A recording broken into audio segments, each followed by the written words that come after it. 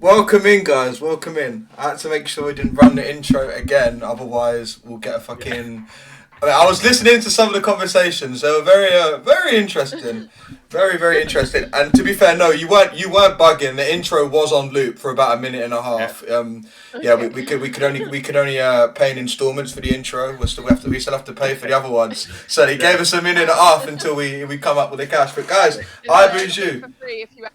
Yeah. If we don't pay, we'll take it away. So that's on ropes at the minute, guys. I booze you. Episode number 47. Myself, Thomas, himself, Mr. Joshua. Cheers, lad. I hate when you do that. What? I said Josh. I didn't say the A word. You do it every fucking week. It triggers me, man. What do you mean? You know what you do. You know what you do. You fuck. You go. Me, myself, Thomas, and he, himself, Josh. Like. Guys, I wasn't expecting. I wasn't expecting to be attacked so soon into the episode, but the 47th one at that. Oh, Jesus, you lot are fucking bugging out. Guys, before we get started, we're going to hit you lot with a disclaimer before we introduce our very special guest. So, guys, this podcast is solely for entertainment purposes. We do not advocate the overconsumption or abuse of alcohol. And we certainly do not promote binge drinking. All guests have the choice whether they wish to consume alcohol, and it is their responsibility to drink responsibly. And with that being said, oh, she's fucked off now. She's done. She's like, that's it. She's heard the disclaimer. She's had enough. She's like, I thought we were coming on here to binge drink and do a serious session. This disclaimer is not what I agreed to. No, we in my contract. We ended up with another special guest. Was that Fenwick? It was Sir Fenwick. He's decided that because I'm on the phone and he knows I'm doing something, that he's got to patrol the door and have a go at all the neighbours. That's it. He's on watch. This is him. Oh, this is the real special guest we wanted.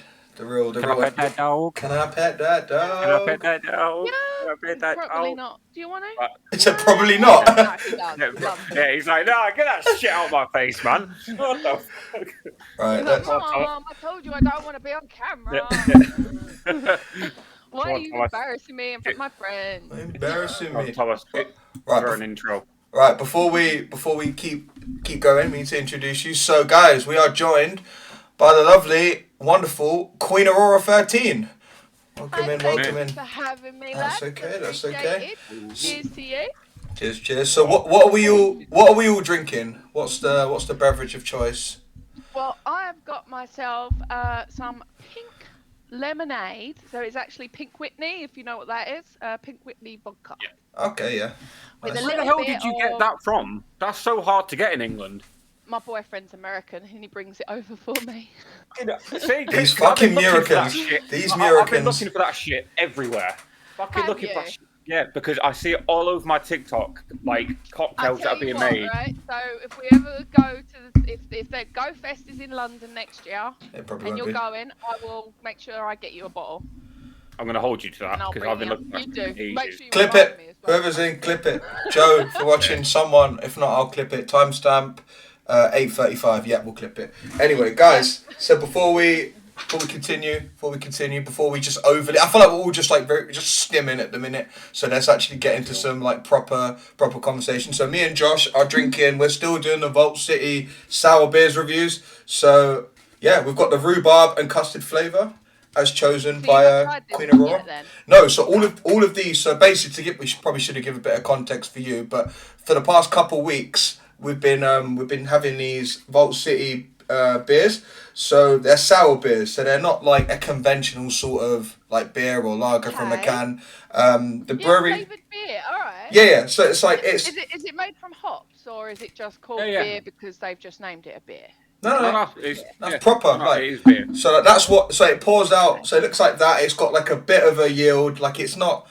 It looks like one of those things where that tastes quite nice, but I think it's quite a acquired taste sort of thing. Did you say it was more like an ale then, rather than a lager, like proper beer, like you're saying? Oh, mate, we're getting into the nitty gritty already. Fucking hell. Look at Josh is getting excited. Beer science. Beer science. Yeah. I mean, I would say it's more. I'd say it's more of a spin on an IPA. Yeah. It's definitely not a lager. It's definitely not close to a lager. Nah. Yeah, because I noticed with the head on it, obviously lager tends to be far fizzier. Yeah. Then that looked more like an ale in the glass. Yeah. I could see. It doesn't help that it's in a pale ale glass. That's like it's probably selling you that sort of perception. But yeah, we've been having these for the past like couple weeks. So the first episode we had 3 of them, and we've been grading them based on like a few like distinct categories. So obviously the taste is a very important one, and because they're sour beers, we're ranking them on how like sour they are as well, and also the smell. So yeah, for us, it smells very important telling factor in a good beer. Smell lovely then, rhubarb and custard. I bet that's gonna. So we'll quickly. It does smell fucking banging. I'm not gonna lie. I just look at the colour and the clarity and stuff anyway. It looks nice. It smells it smells really good. Yeah, because I guarantee that's exactly what determines a drink for you, whether or not it. Yeah. Will I drink this? Oh, look at the colour and the clarity. Yeah. Looks like shit. Yeah, I get it down anyway. But no, it's really funny because we've preached on this before. We hate people that are like beer snobs, and we're also like, let's rate these fucking beers. Yeah, but we're not beer snobs. We're not beer snobs in public. That's what we don't like. We love people that are so like invested in quote unquote beer science, but the people that come out on set, I see lips moving, but I don't see anything. You know, like typical British people. Yeah. Like, I say, oh yeah, I'll drink that. What? Someone's like to drink? Yeah, fuck it. Yeah, don't do that, guys.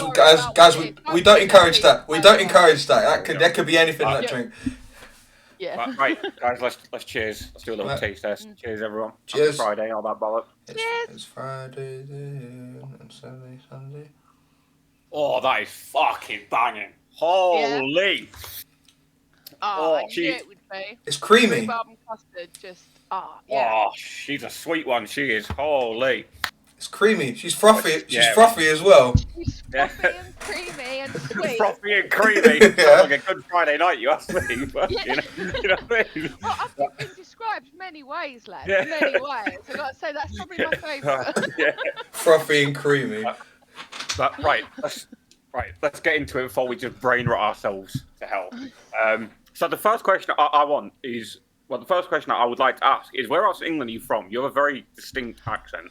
Well, I've got kind of like a mix-mash accent, right? And this is where the argument will go, because I lived in Kent for a large portion of my life. I'm from northwest Kent, but I lived in London as a teenager, so I sound more like someone from Essex because I have a mixture of the both. Now, where I live is actually on an island just off of Essex, just off of Kent. And Essex is actually the opposite side of the water to me. So I have a bit of both. Anyone from Kent, like from around here, they're like, oh, you're a Londoner. Anyone from London will turn around and go, no, you ain't a Londoner, you're Essex. I'm like, no, I'm actually... So this is one of them ones, you know, where it's like, we'll pass them to the... I'm not going to say the exact sort of like quotation. You pass them on to this community. Oh, no, we don't want them. We'll pass them on to this... You know what I mean? Yeah. You're just getting... I was just going to say, you're just getting tossed around. That's mental. I'm sorry. Right, that is a mad statement, you know. You got to be saying that. Holy. But it's true. Yeah. Like, I don't fit into any because I have both. You're unique. Yeah, you're not tied down to one sort of... Yeah, exactly. I sound like me. I sound a mixture of my mum and my stepdad, I suppose. That's fair. Or my brother's dad rather than my stepdad, because I have... My mum's since married, so I have a real stepdad, and who raised me was a stepdad, but that's my brother's dad. Yeah. Does that make sense? Yeah. So I don't really have a relationship with him anymore since my parents broke up, but he was around for majority of my teenage years. That's fair enough. Up until I was in my 20s. Yeah. So. See, and he's a proper Londoner. Yeah, see, the thing is, right, now you said you're from London, I can really, hear it. Because you can hear it. This is one. I feel like this is one of the first things I ever asked you when I tune into your streams. I'm just like, what is going on here? What am I listening to? Like my head's trying to because I like working out where people are from, because I'm like, you know, if they're from like London and stuff, maybe it's like strategy or what? Fucking hell, bro. I said where they're from, not where they live. Where they from, chat? Yeah. Where they live. Where's that the pogo map? Is she gonna spin a poker shot? Yeah. Let me pin that gift real quick, and I'll never forget. Let me get that. Good Lord. Run me your postcard. Yeah. Right. So, yeah, let's get into it. So let's talk about streaming. So how can I lead in this? So when Thomas mentioned I'll get you on as a guest, I was like, oh, okay, like cool, like I've never heard of her, whatever. And then Joe, our admin, was like, oh, I've watched a few of her streams. She's really nice. You know, he's never mentioned that. I'm just putting out there. Yes, he has. Until like recently, no, but it's like, didn't know that, Joe. Like Joe's just there. Sorry, Joe had to get cooked as well. Yeah, Joe's just there chilling. Like we didn't know how much he watched Kitties, because we were talking about before the stream which episodes that Alicia watched before like agreeing to come on. She said that she watched the J episode and the Kitty Deborah episode, and then she didn't want it to influence how she sort of approached it. So yeah, she watched the 2 UK episodes. We had Momo as well, but yeah, she watched the 2 UK episodes. Because I remember it was Max that actually, when he came on Pocket Monster Max, he actually said about you guys and said like, oh, you'd love it. And it wasn't long after that you reached out, so I presumed that I'm just saying that he had said something, or that Max episode was time ago. But I'd stand by it. That was one of my favorite episodes. I stand by it to this day. Yeah, I love Max. Mate, that episode was so funny. So he was having like a house party at his house while we were podcasting. And so he had a friend on stream with him, and we assumed it was just them two. Turned out there was more people, and someone just like chimed in for the background. I was like, he looked like Jesus. Yeah, we kept calling him Jesus. Yeah, I'm like, is Jesus just spoken through a ball or something? I'm like, what is that guy? He looks like Jesus, right? Yeah, and he does. If you could give him any, if he could play a role, Jesus should be his role. I swear, it would match his personality as well. I reckon.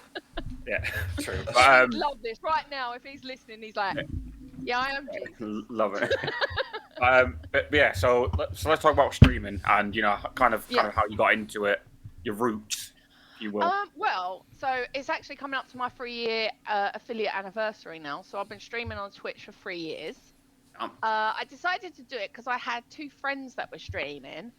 And they were just like, they kept going like, oh my God, you've got a great personality. People are going to love you because you're just so open, and you're not like, I would say that I'm not like your standard traditional woman. Like, I'm quite outspoken. I've got. What was that face, Josh? No. What was personality? Yeah. And you'd stand out. You'd stand out from a crowd, which I guess for a lot of people, they're kind of, a lot, especially on the whole concept of Twitch is like sort of like people following you. So obviously you'll have followers and you'll have people that are like, well, I'm not gonna say leaders for a better term, but you have people that are following, and then you'll have people that are sort of like, they're sort of like the pace setters, trend setters, whatever you want to call them. And if you consider yourself someone to be sort of like above that sort of level of like, follow culture and like sheep, they call it like sheep culture, then you'd be someone that does quite well in terms of like streaming and social media. Well, yeah, I've always been that kind of person that always wanted to do like I don't like conventional things. I don't like to fit a mold. I don't like that at all. In fact, I kind of reject that whole thing. And I'm that one that, I'll dress differently. I don't mind making a prat of myself, I ain't going to feel shame about telling you that I pissed myself when I got drunk a year ago. Do you know what I mean? Wait, save that for later. Save that for later. We're streaming. We're at streaming now. We'll save the pissing ourselves for later, but continue. Go on. This episode is going to bang, I can tell already, man. This is going to be a journey. Well, there's a whole story behind that. I didn't just stand there and go, look, look what I did. Right, so clever. Anyway, go on. Sorry, carry on. And I spent a lot of time on my own, especially during COVID. Obviously, when it was just after COVID, I got into streaming. I live on my own. I am not one, like at the time when I started streaming, I wasn't in a relationship, I wasn't in the headspace. Like I kind of always spent a lot of time on my own. I don't have children. All my friends and my family, like my brother, they have children. And at my age, I'm on my own. I'm the only one who doesn't have kids in my whole like circle. So I was like, I don't know what to do with myself. Because of health and safety reasons, I can't work. or at least that I can't work for someone. So I had to find some way of fulfilling my life, because I didn't want to be like I could. So just to clarify, I have a condition called narcolepsy and cataplexy. It's a neurological condition, which I don't know if you know about at all. But narcolepsy is type 1 narcolepsy I have, and I fall asleep all the time. And I also have a condition which you would have if you have type 1 narcolepsy called cataplexy, which, well, I'll nickname them marionette dolls, if you know what a marionette doll is. Yeah. Yeah, so like a puppet on a string. And then when I have intense emotions, say if someone makes me jump, or I laugh too much, or shock, sad, stress, any sort of heightened emotion will actually trigger my motor functions to shut off and my ability to actually stand. It paralyzes me basically, so I can't move, or if it's really bad, like I can't even breathe. And they're seizures is what they are, but instead of like your convulsing seizures, my body just shuts off and I kind of just go limp. So despite having diplomas and trying to work, I kept getting let go from jobs all the time. And I really never wanted to. I was never that person that's like, I want to sorry, Josh, I shouldn't laugh. Sorry, you I arsehole. just imagine. No, sorry. I just imagine you sat at a desk. Your boss walked past, going, "Fucking asleep again on the fucking job, man." Yeah. Like, what's Like, this is how worse it is, right? I used to work in a call centre when I was at school, right? And I used to sit there with a headset on, and we used to do obviously the dial up. If you've ever worked in a call centre, it's like automatic dial up. Yeah. And I would sit there like this.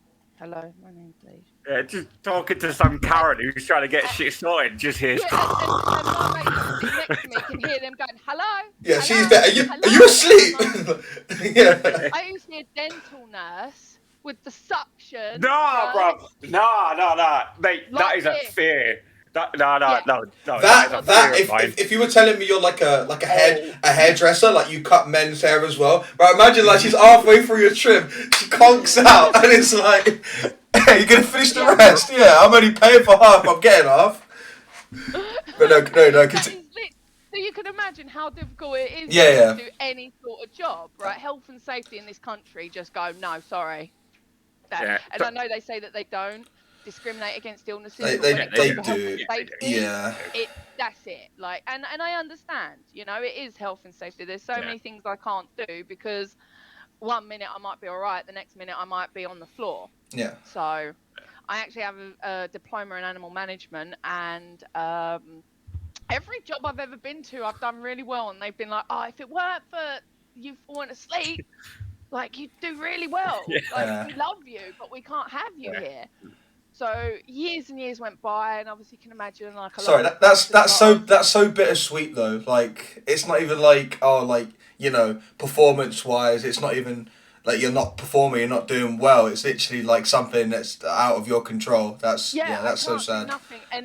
And the worst thing is that I don't have that mentality that a lot of people have. That I don't like the victimizing myself. I'm not a victim. Yeah. Right? I just have to find a way to manage it. So in my brain, I'm like, I will support myself. That's it. Round of applause wherever you are, guys. Round of applause.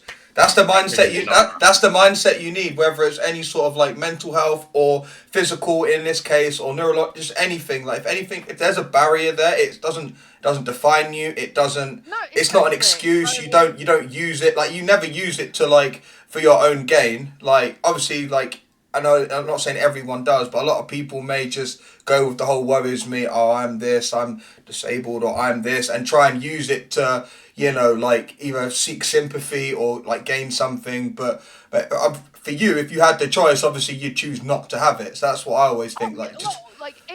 Even if having it wasn't an option, I just want to get to the stage where I can manage it and support myself. Here. I don't want to be like I receive income benefits because I can't work. Obviously, great that we're blessed in this country that has that, and it's very, very, you know, I would say easy. It's not easy because I've had to challenge it, and I've had to go and have my day in court over it and things like that. Yeah.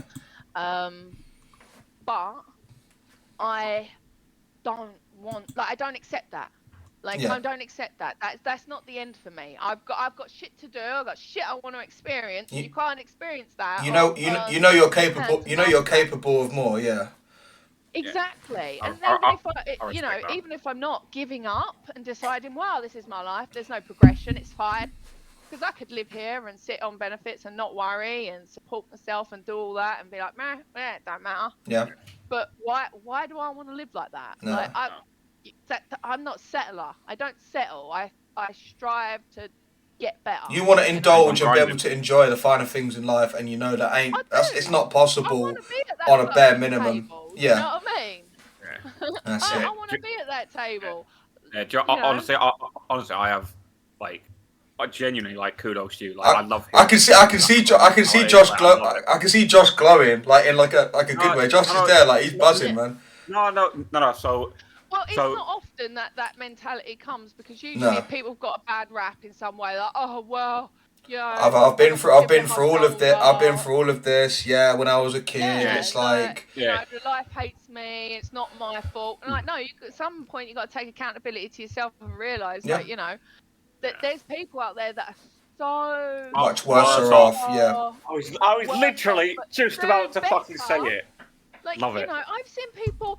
I remember seeing this show that this woman, she was completely the same. I mean, she didn't have could barely move, and she would wheel herself to get a bus to go to work every single day in her wheelchair. She couldn't move her bottom leg. She had like a bag and everything, but she was still fucking getting on that bus in her wheelchair every fucking day and going to work, right? Yeah, and that's the person I want to be. Do you know what I mean? I could just not, but I don't want that. Yeah, bullshit. Life ain't easy. I don't care. I don't need it to be easy. What I need is strength to be able to. The things worth having in life don't come easy anyway. So. Exactly. Yeah, and you'll never appreciate them if you've got them easy anyway. Yeah. So, you'll only truly appreciate life if you struggle. Yeah. And that's why, like, they say money don't buy happiness and all that. And I'm like, yeah, well, that's like rich people, right? Yeah. I mean, if you came from being poor and you were made yes, rich, it does. I guarantee there ain't a day you ain't gonna be happy. Do you know what I mean? Yeah, like, I grew up pretty poor. And if I was to become a multi-millionaire, like, trust me, I'm not gonna be sad about it. Yeah. I'm not gonna be like,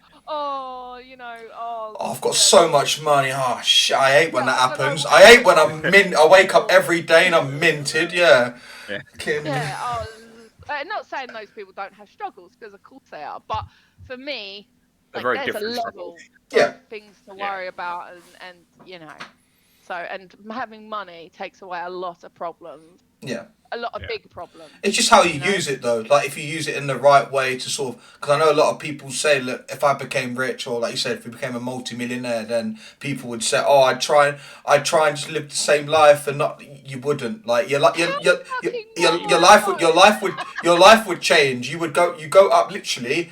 Like, I'm not even saying this just like as an opinion thing. You go up into a different wage bracket. You go up into a different class. You go up in every way, shape. Like, what makes you think, because you go up in wage bracket and salary, that you can still live this sort of normal lifestyle? It will never be the same. They can stay the same. Keep your morals and your principles same. I think that's what a lot of people mean when they say that. Yeah. Yeah, exactly. Because a lot of people will, if they get into certain circles, they're like, it's kind of like if you get in the popular crowd at school, right? You get in a popular crowd at school, you may not like the way they're behaving or doing. Say, for instance, like I was in the popular crowd watching popular girls bully other girls, which was me before. Yeah. But when you're like the one that's not getting picked on, and like the popular girls pick to hang out with you, you shut up. But that's a safety. When you're a kid, that's a safety in numbers thing. It's like, listen, like you see. Now, as an adult, you realise none of that. You realise that you're comfortable and like none of that shit matters, because when you're a kid, I was saying, it's like you see a group of girls. Fear. Yeah, it's fear. It's literally, it's like it's sheep. It's like you don't want to be bullied, so by default, not that you become the bully, but you become, sort of like buddy with the people that are doing the bullying. It's one of them. You're either like friend or food. Yeah. Yeah, I was always the weird, quirky one that never really fit in with any of the girls. I always used to hang out with boys because boys were not like girls, right? We're less we're less stressed. Yeah, I was literally gonna say it, but I didn't want to like put words in your mouth. Yeah, we are less stressed. Kids, yeah. Like boys are just like, yeah, let's just have fun. Let's not drama. Girls, they want to like, there's a whole dramatic thing that goes on with them, right? Yeah. Not all do like judging, but it is when It you're does a kid happen. hanging Yeah. out. When you're an adult, it's still a thing though. Like think about how easy it is for guys to organise to go on a night out, and then girls trying to organise. Guys are just like pub. And next minute you got 5-6 men coming to the pub. Girls fucking. It's a generalisation, but just from my own experience, That's why I've always preferred to hang out with guys. Like I have easy girlfriends going. now, but Yeah. all my girlfriends are ones that never had girl group friends. Yeah. Right, because they always hang out with boys because they were just that not liking the drama, right? Yeah. And I'm a tomboy, so I just always preferred male company. Yeah. Just because it's easier. Yeah, there's less stress involved. It's just, you just want a good time most of the time. Where a lot of women like. Not saying they don't, but yeah, it happens. It does. Yeah, it's more often than not. There's a lot more moaning going on with the female friends than there is the male friends. Male friends just like, yeah, don't matter. Like, let's not talk about our problems. Like, fucking fine, isn't it? Yeah. Of course, there's place for both in your life. But as I was younger, I tended to veer more towards boys because of that. Yeah. So I was always weird and not accepted because I wasn't a girly girl, but I was in the grammar stream. So all the girls that were, they were all like nice girls, prim and proper. Where I was like, what are the lads? Like, yeah. I didn't get accepted. So it got to the point where I got ridiculed and excluded that much that I felt like I had to make myself a sheep in order to fit in. Like, that's the worst. It's the worst feeling. Normal. Yeah, you have to circumvent what you stand for and what you actually, represent. Your, like you said earlier, your morals, principles. Is like, and just generally stuff you enjoy. Like, listen, if you're a guy, like if you're a young boy and you want to get into something that may not be construed as like male or masculine, like you want to do dance, you want to do like theatre and all stuff like that, then do it. Like don't let anyone tell you, don't let anyone that doesn't mean anything like to you really, don't let those sort of people like influence, what could be the rest of your life. Yeah. Any teenager or any kid like of, say like 10, 11, about to become a teenager, because that's when it changed for me, and I presume it does for most people. Yeah. I try and tell them, like, the most important thing is don't feel like you have to make people like you. No. Because that doesn't matter. People pleasing is so dangerous. You will find people that like you, and you will find people that don't like you. Yeah. And if you spend your time worrying about trying to appease the people that don't like you instantly, you're going to live a very boring life. You'll miss. Don't accept you. You'll overlook the people. You'll overlook the people that do, because you're trying to. You see it like in films, mainly like American sitcoms, that sort of thing. Like people that are striving towards, I want to be a jock. I want to be in this friendship group, and then you'll have the little geeks that actually want to be your friend and actually benefit you in more ways than you realise, and are actually good for you in more ways than you realise. But because you're so obsessed on the shiny thing here, you're overlooking the thing that's actually that's good for you. So but a lot of people like do succumb to that sort of like sheep culture and the whole like, and they buy into an idea that I need everyone to like me, otherwise like I'm a failure. Like not everyone is gonna like you. Like I think once people start realizing not everyone's gonna like you, you're halfway there. And well, as humans, we're programmed to focus on the negatives for some reason. Somewhere in us, no matter what, it's easier to leave a negative review of like a bar or restaurant than it is to leave a positive one, because in your head like a positive experience should be standard because that's what you're paying for. However, anything below that, obviously you're within your rights to complain, but big them up at the same time. If they've done well, big them up, but if they haven't done so well, people are, like you said, like quickly drawn to the negative rather than giving praise and sort of positive things to people. Yeah. If you go through and you're looking at anything, whether or not it be a restaurant, an activity, someone to do a job, even a product you buy. Yeah. What do you look for? You don't really look for the positive reviews. You want to see how many negative reviews. Is it shit? Yeah. Is it shit? That's what we want to know. Yeah. And that's the thing. We're always drawn to negative. That's why I feel like it is a strong principle. Like in yourself, you have to make certain that you ignore as much of the negative as possible and just no matter what. Be positive, be happy, because everything in this universe, every experience, every activity, everything has a positive and negative counterpart, right? Because everything in this universe is run by positive and negativity, right? Oh, well, they're messy. Yeah, but they're laid back. They don't worry about it. Oh, yeah, but they're anal about timekeeping. Yeah, but they're organised, right? Yeah. Oh, but that person's always late. Yeah, but they don't take things seriously and they don't allow stress, you know. Or some people may have general problems, like in terms of like time management and struggle to Are get. you talking about Thomas here? Have you spoken about Thomas Bob? Because I'm not joking. You quite literally, you quite literally just summarised him, right? You just summarised him down to an absolute fucking T. And the thing is ADHD, isn't it? no, because it's funny, because as soon as you said it, he looked straight at me and I seen him fucking do it. Because I cuss him out on that shit all the time. Told ya. Literally all the time, I cuss him out on that shit. And when you started saying that, I'm like, hang on a minute. He definitely knows you. In this friendship between you two, right? You're the one that's 15 minutes early, and Thomas is the one that's half hour late. Yeah. Oh yeah. Oh yes. Look, and he knows. Yeah. Shame. I've had my hand. I think for episode 2, season 2, I need something where like a request speaker, because I've had my hand up. Yeah. I was literally gonna say before we got into all of that, I'm so glad they were all like sort of on the same wavelength instead of thinking things. Be like, fuck off now, right? Alright, fuck you. You're like, fuck off. No, to be fair, it's. I had your back, Thomas. I get it. I'm that one that's always late. Yeah. I am that person. I am always fucking late. My best friend, Miss Twisted, you may see her in my streams. She is always like, she's like half hour early, and I'm like, dude, why are you half hour early? You're just sitting around. I'm not gonna sit around. Yeah, I try my best. Like in terms of like work and stuff, sometimes I'll say like I'll come in a bit earlier to do this and that, and then I come in at the same time and still do all the things I meant to do, but I just go and fucking speed run it. Yeah. You had the intention to get there. I'm supposed to start work in the morning at 10:50. Yeah. I'll still get it done.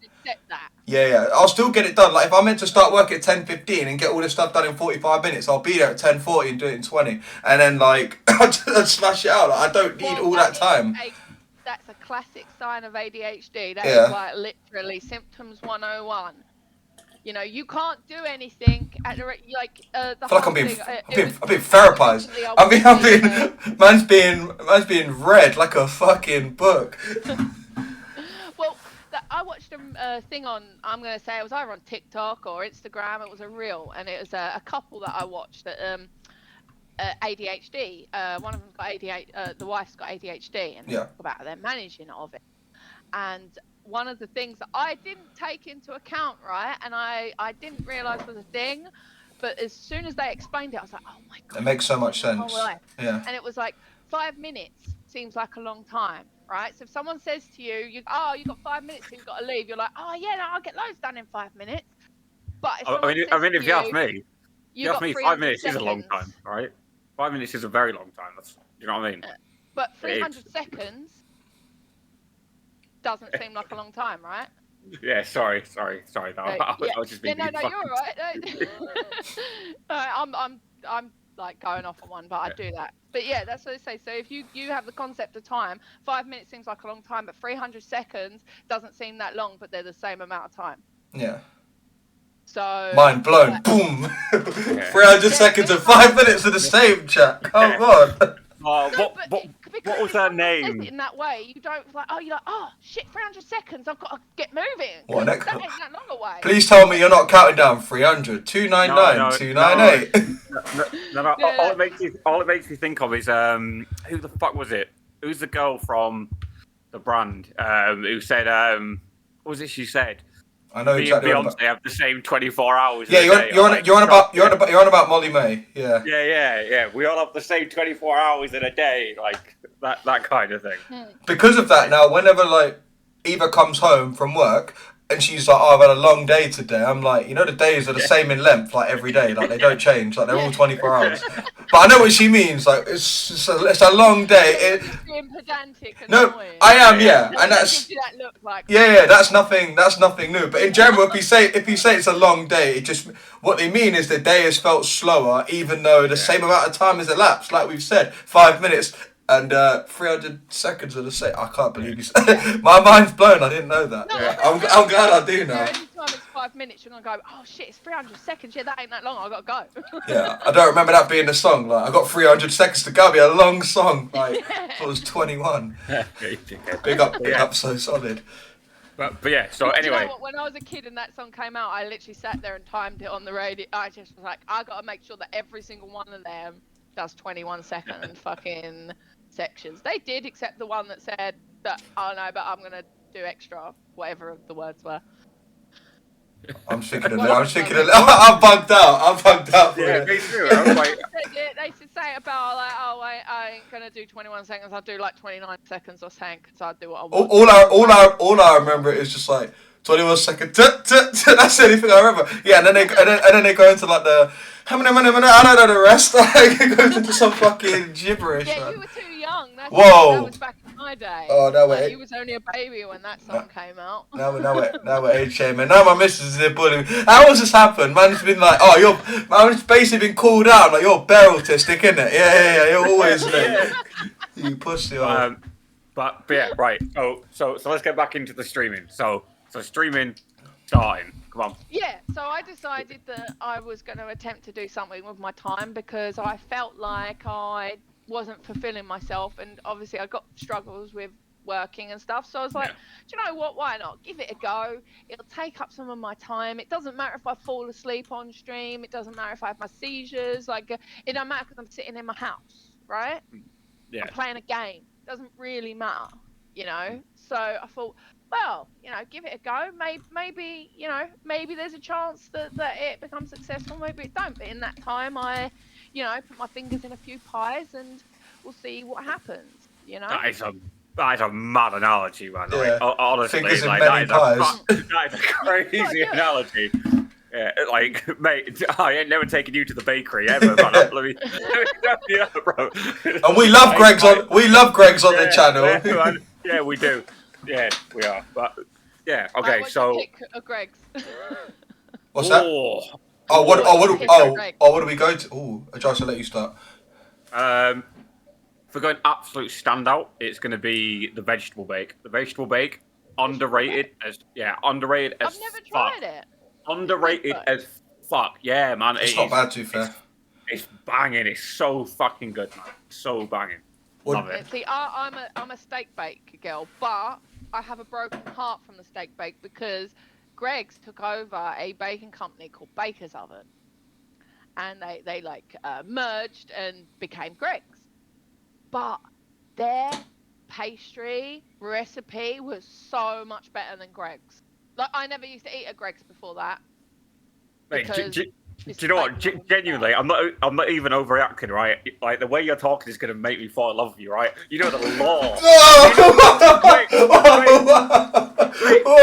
law. You know the fucking law behind Greg's, man. That is amazing. I fucking love that. I love Greg's. I am a big advocate for Greg's, and you know the fucking law behind it. I'm here for it, man. Honestly, I'm fucking here for it. I love Greg's. Literally, I fucking love it. I think Greg's makes England run. Straight up. It's fucking amazing. Love it. I fucking love it. Yeah, yeah. I love Greg's now, but before that pastry, it's just that the recipe is not the best one. So the best pastry recipe is now lost to wherever it's gone. In the abyss. So like I've been heartbroken with Greg's. So every time I go to Greg's, I'm like, it's not as good, but I accept it. Okay. What's the meme with a little ginger guy? And he's just like, feel like pure shit. Just want the Greg's pastry back. Yeah. You know which one I'm talking about? Yeah. Just like that.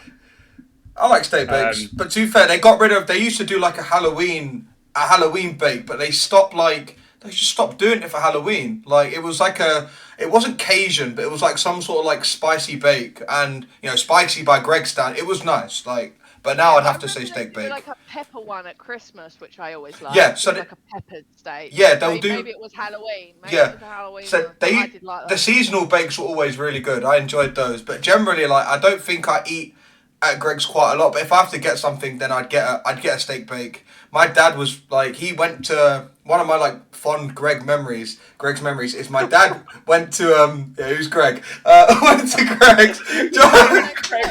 One of my fond Greg memories. Oh god, big up Greg. You know Fragging Wagon's called Greg. Yeah, one of my fond memories of Fragging. No, so one of my fond Greg's memories is my dad going to Greg's, and what did he get? He got a sausage roll. And he got soup. Like, I swear he's the only one I've seen get soup in Greg's, right? And then no, mate, I've done that, and then you dip it in the soup. Yeah, but he does that, but then like he goes to. So technically, you eat soup, don't you? Technically. No. No, you drink soup. Right, but soup on a can in general is in grams, not milliliters. Well, technically, it's consuming, so it's either or. Drinking and eating is kind of, let me say, a nickname. Okay, but either or, but like, so, yeah, so my dad, he gets to the till, they're like, do you want a drink with that? And he's just there like, nah, I've got me soup. Like, he was proper happy with his soup. He was like, me soup's me drink. And he's just there like, fucking, I was going to do something, a little hand gesture, I ain't going to do it. He's just there drinking, back in the soup. And he's like, I don't want a drink, I've got a drink. And then afterwards, I thought that was it. Came out, he's like, why are they asking me if I want a drink? Fucking idiots. Like, I've got me soup. Like, he was so proud of his soup, yeah. Yeah, no, I get what you mean now with the analogy of the drinking, eating thing. Yeah, yeah. Eat a drink with a soup. That's not going to quench. Yeah, yeah. Do you want a Lucozade with your soup? You're not drinking off tomato soup, are you? Nah. So you're just not. I mean, whatever water was in there is probably gone. Yeah. You know. Right. Stop pandering to mine and Josh's like fucking desires of Greg's and all other stuff. Streaming. You keep. It fucking is. It fucking is. Yeah, I love it. So streaming 3 years now. Yeah, I did it because I was on my own all the time, and I didn't have no way of working. So I was like, do you know what? Why not? I get to make friends, play a game that I like, fuck about, and you know, maybe it goes somewhere, maybe it doesn't. But either which way, I am fulfilling my need to do something that's not just. Well, I'll go to sleep for 3 hours and I'm gonna wake up for a couple of hours and I'll go back to sleep for a few hours and just boring. I had such a boring life, so that's why I started. Well, at least you could do like, you know, when people do the just sleeping on Twitch, you could do that. Like, you know, in a moment, if you just gets a mod like on hand to change it from Pokemon Go to I'm just sleeping, like when you drop, like, and then you're good, man. Next month is actually World Narcolepsy Day. And I'm gonna do I was thinking of doing a 24-hour stream in which I don't have any of my medication. Oh, and I show people what it's like to actually live every day with narcolepsy. What day is that? It's like, I'm gonna say like the 15th, 16th, something like that. Hold on. I got it in my calendar. When she said 5th and then 10th, I was like, 22nd. I thought you were going to say the 5th. I'm like, my birthday is the same day as World Narcolepsy Day. 22nd. 22nd, yeah. So, yeah, like I thought about doing that to raise awareness. Last year I did it and I had a reel of all the pictures and videos of stuff of me having my symptoms because most people say like, you know, I haven't got a poster illness, so most people don't actually know about it. And that do kind of look at me and go, well, it's an invisible illness. There's nothing wrong with you. And it actually takes people to spend real time with me and see things. Once you notice things and you know what you're looking at, you'll see it a lot more. And people think, oh no, you're fine, like you look absolutely fine, there's nothing wrong with you. I'm like, do you know that I nearly died in a gypsy tart about a year ago? Yeah how many people nearly die in a desert, eh? Right in front of your friend. The thing is with people, it's like the whole thing with, so I've had it at work, like just like a small thing, like nothing on the same sort of scale, but like go to like use a disabled toilet and then you come out of the disabled toilet and people are like, oh, like you're not going to be disabled. You're not disabled, but I'm like, look, I don't class myself as disabled. I'm just very autistic, but at the same time, it's like you don't know that. Like, No, like that's why you should never judge people No. by their looks. The majority of illnesses you will never ever notice, and if that person's learnt to function properly with their illness, you should be praising them, not judging Yeah, them. I see it like there's like skits that for whatever reason come up on my like For You page and like Facebook and stuff of a guy. He does like it's all staged anyway, but a lot of it is like I know it does happen. So like parking in like disabled space like supermarkets and everything, and like he'll have his badge. You'll be like, oh, you don't look disabled. You're a young guy driving a nice car. And it's all skit, but at the same time, like that sort of logic. It's like what? Who's you to say he's not disabled? Because he's Yeah. taking the piss out of people that have that That do mentality. it. Yeah. Like how I see it is that even if you don't think that that person's got an issue, you judging that person, right, says more about you than that person. And on the flip side, respectfully, it's none of your business. Like even if like let's say if you were someone that's like, you know, because you'll get people that try and finesse a system or abuse a system. It's like you're not. And you get it a lot. Yeah, and then you'll get people trying to come onto it. But it's like, listen, even if I am, like, you are not, like, God here. You are not anyone. You're not law enforcement. Like, shut up. But, like, for the most part, it's people just being, like, Karens, quote unquote. Like, they want something. They want to put their opinion across. Yeah. The fact is that there will always be people that take the piss, right? Yeah. But I can't argue with the institution the way it is to support disabled people and the accessibilities it has, because 100 years ago, people with my illness would have been put in mental homes. That's what they used to do with us, right? They used to think there were demons inside our heads, and they used to put us in mental homes, right? Yeah, that was just that's easier than do properly. normal things and be accepted in society. Like, you know, we've come leaps and bounds. So I can't argue with the institution, because if this is available to me, there will always be people that take advantage of that. Yeah. Right? You can't help it. But the only way to stop it is to not have that system. And sadly, you know, it's a structural issue. I've got to put up with people taking advantage. And, you know, that was one of the things I said earlier about me having my day in court. I actually had my benefits taken off me at one point and had to go to court to take them back. And that was during COVID. And I ended up being able to only eat sandwiches during the day. Like, that's all I could eat. A sandwich a day, because that's all I could afford with my bills. Yeah. Because they took my benefits from me. And I'm unable to work. I was unable to do something. I was unmedicated at the time. So I was like kind of screwed, right?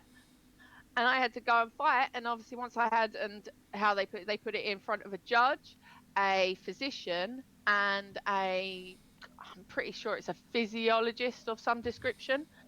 And they judge your account. And they literally had me just discuss it for about 10 minutes. And they were like, oh, we have no idea what this woman done. And do you know the woman that actually assessed me? Do you want to know why I didn't pass being disabled? Because I keep my house clean. But that's literally like OCD. If you're like OCD and you keep your house clean, doesn't mean you don't have OCD. You don't have a thing. Or that you're disabled, so you must have a really messy house, right? Because if you're disabled, you can't clean. Or even though I have my mum who's a professional cleaner come and help me, that doesn't matter. That's someone's ableist misconception that they've used in like in a legal setting. Yeah, people need shooting. Yeah. Like people should be in some of the jobs that they're in. Yeah, and I argue, I'm like, well, when you're only awake 3 hours a day, how much mess can you actually make? Yeah, when you don't do much, and you're not able to do much. Like, there's only so much you're going to be able to. Yeah, I don't have kids running around making a mess, and when I put something away, it stays there. Yeah. You know, if I wash a cup up and a plate, I want to use it the next time, so I clean it. You know what I mean? But, you know, there was a very minimal mess. I'm not moving furniture around. I don't really do many activities like, you know, a game.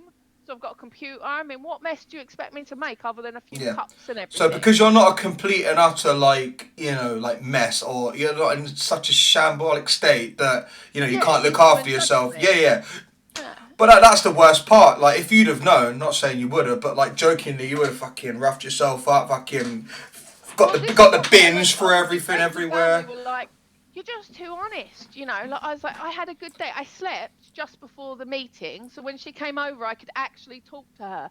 If I hadn't have slept before and hadn't have made myself, because I have to do certain things like naps at certain times in order to, like I had to nap. The reason I couldn't stream this afternoon was because was coming on with you guys. Yeah. Because I knew I wouldn't be able to do both. Yeah. Right. I couldn't just stream through and not nap. I had to nap for 3 hours in order to be here. Yeah. Otherwise, I'd be like, and I'd be incoherent. Yeah. So, but because I did that, she was like, "Oh, well, you're chatting fine. You're fine." I'm like, "Yeah, come back in an hour, love. Let's see if it's the same." You know. That's the worst part that you said. Like, oh, like people saying you're too. Like, if it's going to court, like, you know, it's not supposed to lie in court. But like, you know, the way that it's set up, it's like, you know what? If I just like, people don't want to use the word lie. They'll bend the truth, or like, you know. Fucking, what's the real word I'm looking for? Not propaganda. It's like. No, like. Overemphasize on issues. It will come to me in general, but like, yeah, if you like play on the truth and like bend it and, you know, really try and milk it. It's not the one. That's the one I'll go with. If you're really trying to milk it, then you'll get your outcome, which obviously would be wrong. But no, being honest in court, bad thing apparently. So. What can you do? You can't fucking win. But I'm a die on your sword kind of girl. Like, I'm not going to just start being dishonest about it. You know, some days I'm okay. Some days I don't even stay awake an hour. This weekend I wasn't even awake an hour. Sometimes I can go around walking and catch Pokemon for half hour, I'm fine. And sometimes I walk next to a main road falling asleep and flopping to and fro. Sometimes I nearly fall off of cliff sides because I'm asleep walking. Yeah. And this has been seen. Like, you can ask people in the Pokemon Go community that have seen me, that are biased, that are not like my, you know, that people that knew me before streaming, actual Pogo players that will sit and tell you how scary it is to watch me walking along with my phone, but I'm asleep. Yeah. And I'm just catching, and I'm right next to. I'm next to a main road with all cars coming past. You know. Yeah, so I have a friend called Andrew, very well known in the Pokemon community. You might have heard of him. Swolympian, his name is. Oh yes, he comes in my stream sometimes. Yeah. So he has the same thing. He's narcoleptic as well. When he was in. Okay. Yeah. So when he was in London for GoFest, obviously we went out to the socials, blah blah, and he was staying in the same town that I live in, so we would all go back together. And so we'd like been out, whatever, and then we literally get on the fucking tube. We stood like holding the handrail within 5 seconds. He's like, like asleep, fucking holding on, like it was fucking crazy. You're still vertical, you're still standing. And if people start talking to you, you can hear them still if you're not into a complete sleep. Like if someone goes to me like, "Oh, Alicia," I'm like, "Yeah." I think even it was actually at GoFest, there was a massive group of us, funny enough, on the tube, and I leant against the wall. I was asleep like this, right? You know, the windows with the pillow seat thing. Yeah. I was leaning up against that, and they were like, "Oh my god, she's asleep like that, right?" And I was asleep, and I just remember Elizabeth Flip turning around, going, "Yeah, but she could still hear you," because she'd dealt with me. She's been with me quite a few times by this point, right? She'd come and stayed with me a number of occasions. She's like, "Oh, she can still hear you." I went, "Yeah, I can." Yeah, fuck it. Just flip it. Just say, fuck it. I don't want to talk to you. I don't want to look at you. I'm just going to sit here. I was going to stand here. I don't want to look at you, lot. Sometimes you just need the whole recharge thing. That's what it is. Sometimes it could be 5 minutes. Sometimes it can take hours, you know? But it's... The big problem is actually, because people think the misconception that you just fall asleep randomly, is actually an inability to fall asleep or stay awake. Yeah. It's both things. So when I'm asleep, and that's one of the biggest problems, is that I actually read on a monitor that I'm still awake. Yeah. So I never actually get any restorative sleep, which is one of the reasons why my memory is so shit. Because during your sleep period, your brain actually gets washed or cleansed with cerebral fluid, right? It flushes it. My brain doesn't do that. So my brain builds up decay like someone who had Alzheimer's. And that's why it's constantly like, I'm like, oh, I ran Swampert for fucking 2 years, and then one day my brain, in the middle of the stream, just fucking switched off, and a Pokemon come up, and I went, Hydro Cannon?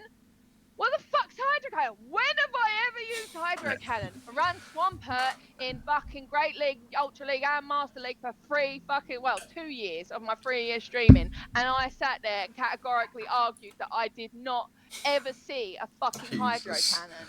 Right, and an hour later, when I was I was like laughing at myself, like, how the Hydro Cannon of all the fucking moves?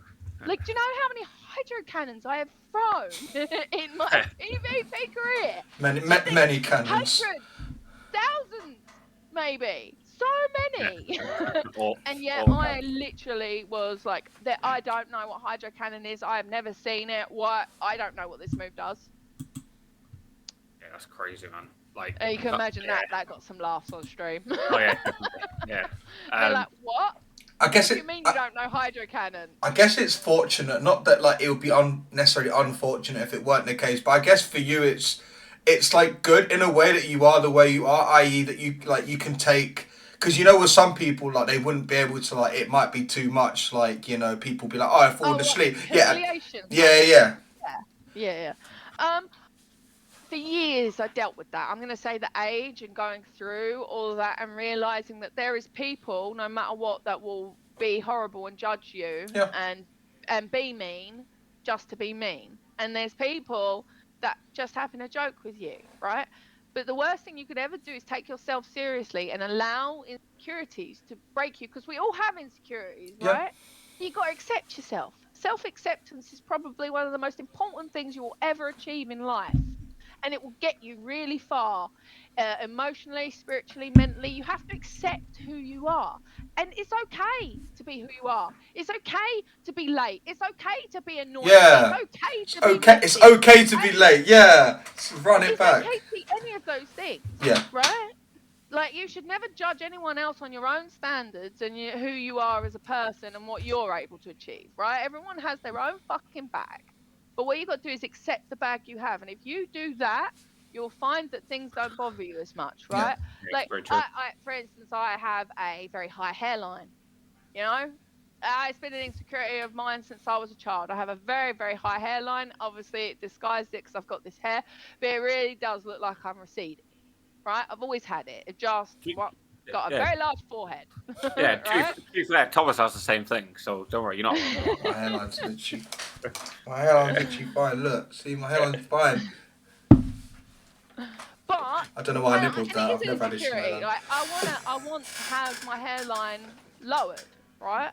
But if anyone was to take the piss out of my hairline, as you look, right, there is nothing you can say that's going to make me feel shame about myself that I haven't felt sitting on my own looking in the mirror. Yeah. And I will never allow anyone else to use this insecurity of mine to break me down. Because I don't need that. Like, you know, so what?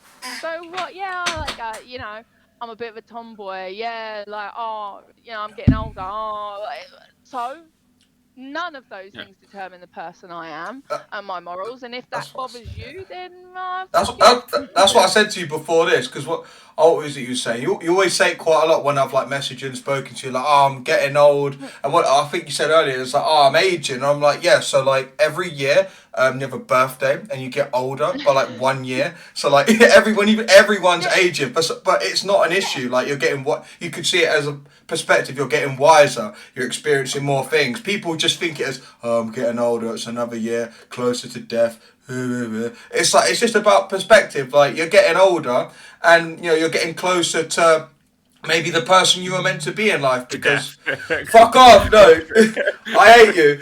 I hate it. But no, just in general, you're getting closer to maybe achieving something you've always wanted to achieve, because the person you are at that moment in time, you know, that may very well be the person that, you know, you're going on to become. That might be you. Or, you know, there's chapters of your life that you ain't even got to yet.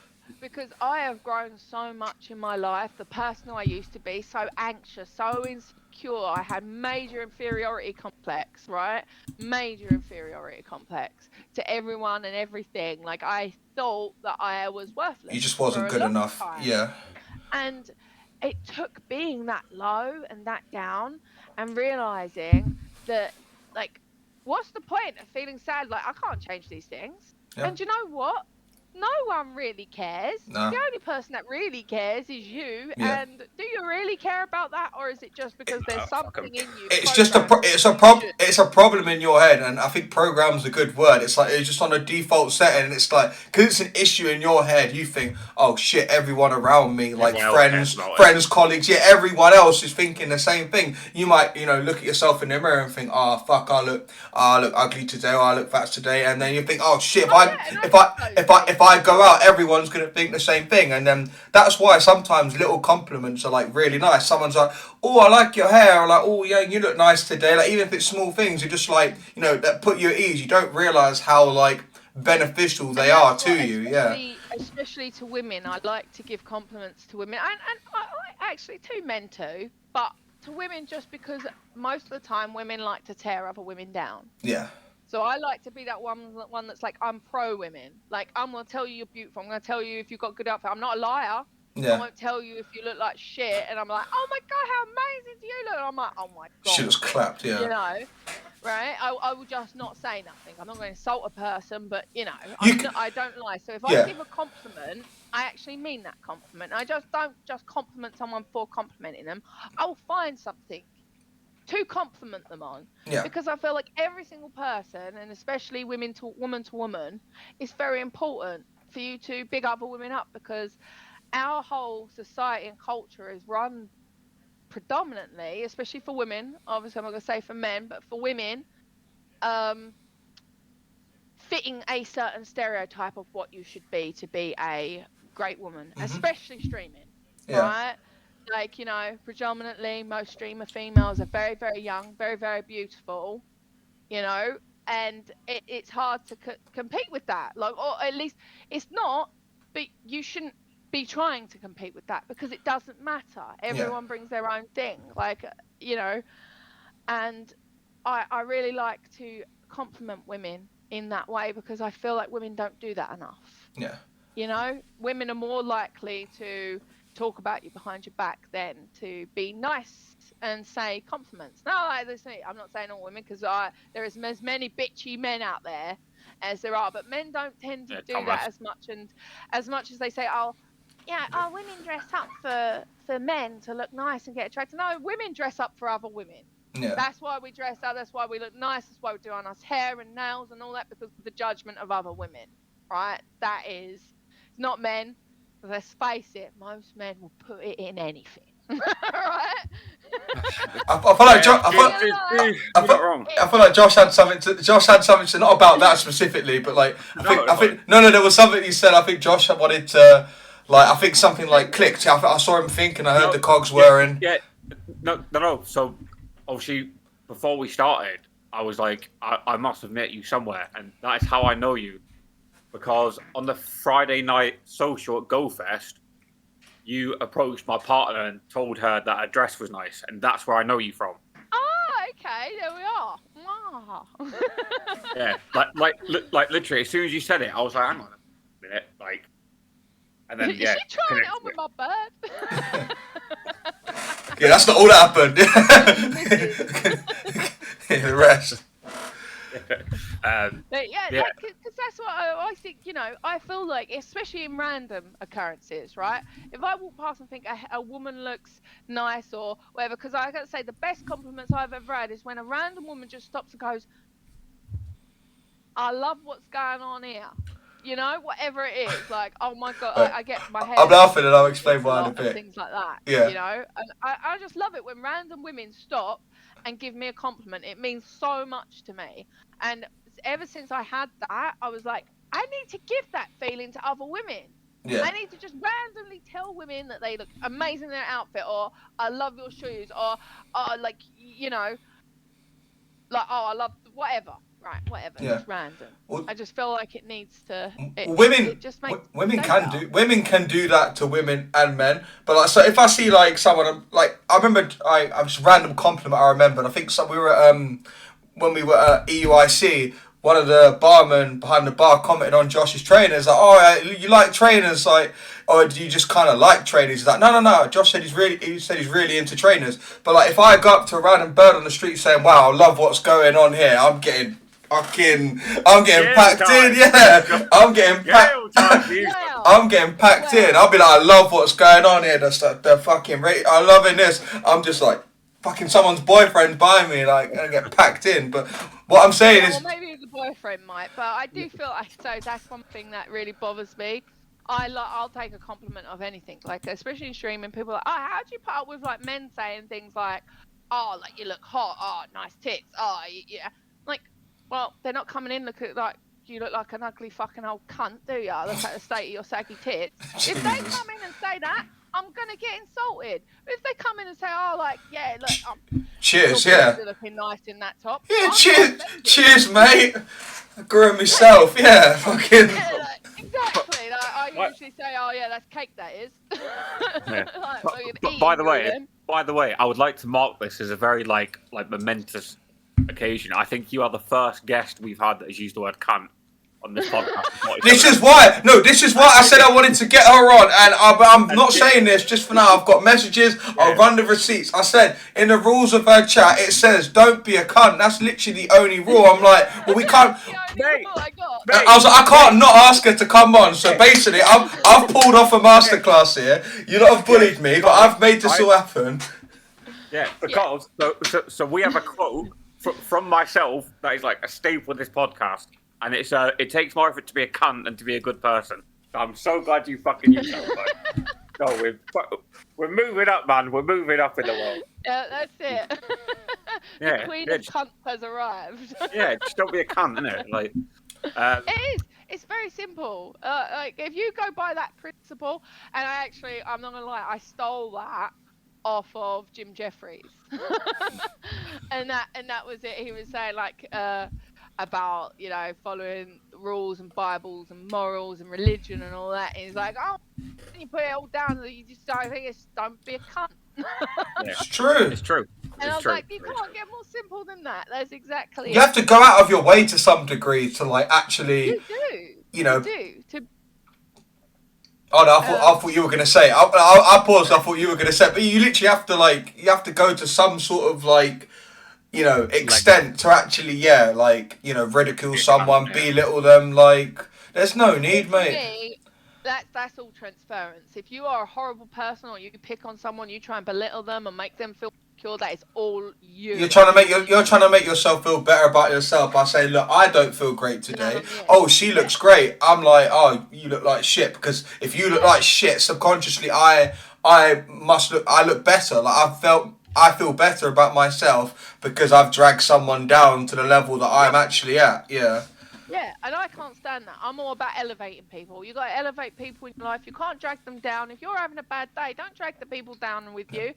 I tend to close myself off if I'm having a bad day. I don't want to talk about it. Yeah. You know, I'm just like, let me have my moment. I'll be all right. I'm not going to ring up every fucking person I know and be like, oh, I really want to complain about this issue because I'm having a really bad day. Like, I just can't. Like, just try and get on with it.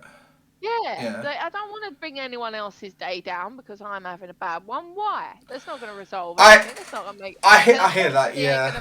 Put people down. No, I do hear that, but at the same time, I will say, like, I know a lot of people would either because they don't want to feel like a hindrance or a nuisance to someone by, you know, disclosing their problems or saying it. But sometimes, like, it's not always a bad thing to talk to. If you have people to talk to about your stuff, then obviously don't feel like, because I honestly, I'm only saying this not because, like, I disagree with you or anything. I'm only saying this because this is something that I do. I feel like I don't always, like, talk about I feel like I'm a very good listener, but a lot of the time I don't always, you know, say what's really going on with... Yeah, sometimes, yeah. There's a thin line. Right? Yeah. Because there is a difference between having a problem and venting about it, right? Yeah. And then there's ranting about it and going on and on for attention. Yeah. And there's also, obviously... There's actually deep in it and it's like, shit, yeah. You do need to offload that if it's bringing you down to a level where you're feeling like that you can't claw yourself out of it. Yeah. You know? like usually we all have a sad day. Let's say like, you know, the PMT day, right? I have it one day a month where I'm a fucking miserable cunt. And I mean, like, I'll sit there and cry over stupid shit that I'll laugh at the next day. Because I'm like, wait, fucking, what a dickhead. You're sitting there sad, all because I'm hormonal. Yeah. Right? So I'm going to sit there and be like, oh, I'm not pretty enough. I'm just not this. I'm not clever enough. And, oh, because of my brain fog, or like people in the pogo community don't take me seriously because I do stupid shit like, what's a hydro cannon? Yeah. Like, I'll have those insecure days. But you got to realize that you can feel sad. You can feel anxious. You can feel stressed. But if you sit and dwell on that, that's when you need to reach out and have help. You'll be in a cesspit of like your own sort of like miserableness. Yeah. As an adult, you need to assess that for yourself. If you need help because you can't change your own programming in your brain, if you're not willing to help yourself, don't expect like others, and that's also like friends, families, and even like, you know, health professionals. Don't expect others to like, you know, obviously health professionals, obviously that's supposed to be their job, but if you're not willing to make that sort of plunge to seek that help or receive that help, then, you know, it's your own fault. Yeah, you want to be the change. You got to be the change you want to see. Like, it's like we said, it's okay not to be okay, but if you accept it as well. And you get out what you put in. Like, you can go to these sessions, and I know a lot of people, the sort of misconception is you go to therapy or anything, it's like, oh, after 5 sessions, 7 sessions, whatever it is, I'm all right. Yeah. You know, I'm going to be fixed. It's like, no, it's like, the whole point is it's a process. You go there because you're not confident enough, or you have no one in your life, maybe your support circle to talk with. Deserano. It is the actual Deserano. I don't think I stayed around for the answer when it was, I think I asked like, is it Deserano or like Sainsbury's own brand? Yeah, that's the real shit. But in general, it's like, no, but I have to get the brand stuff.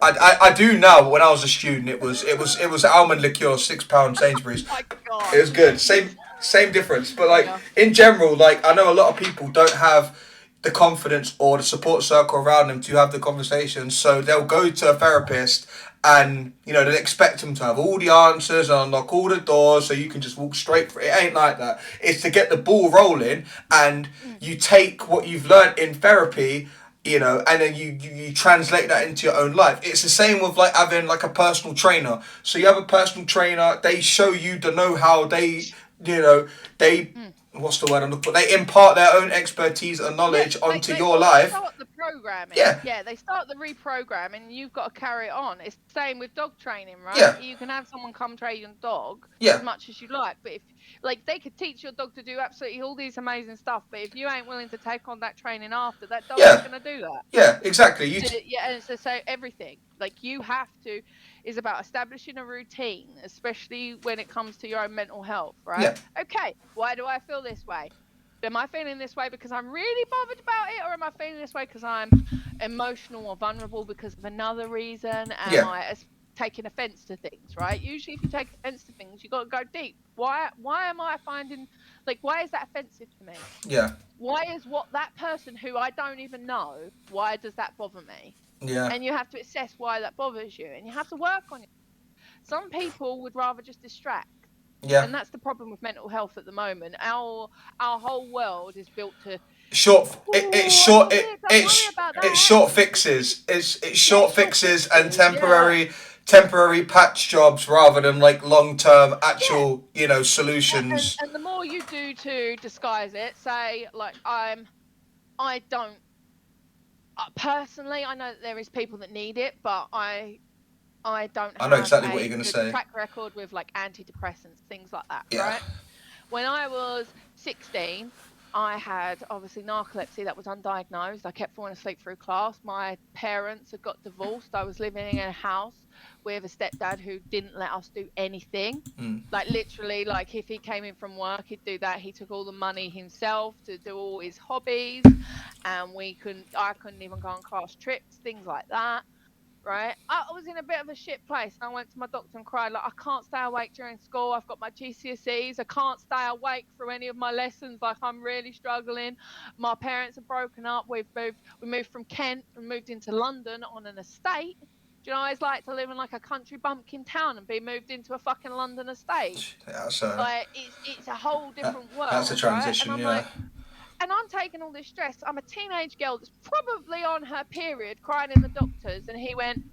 And actually, I was 15, not 16, right? 15's like, all right, yeah, take these antidepressants. Yeah, man. That doctor should not have fucking. That's done like when you hurt yourself at school, and it's like, you know what, you could broken your fucking arm or leg, or like seriously sprained your, and it's like, here, here's some fucking blue roll. Blue roll. What's blue roll gonna do for my broken bone?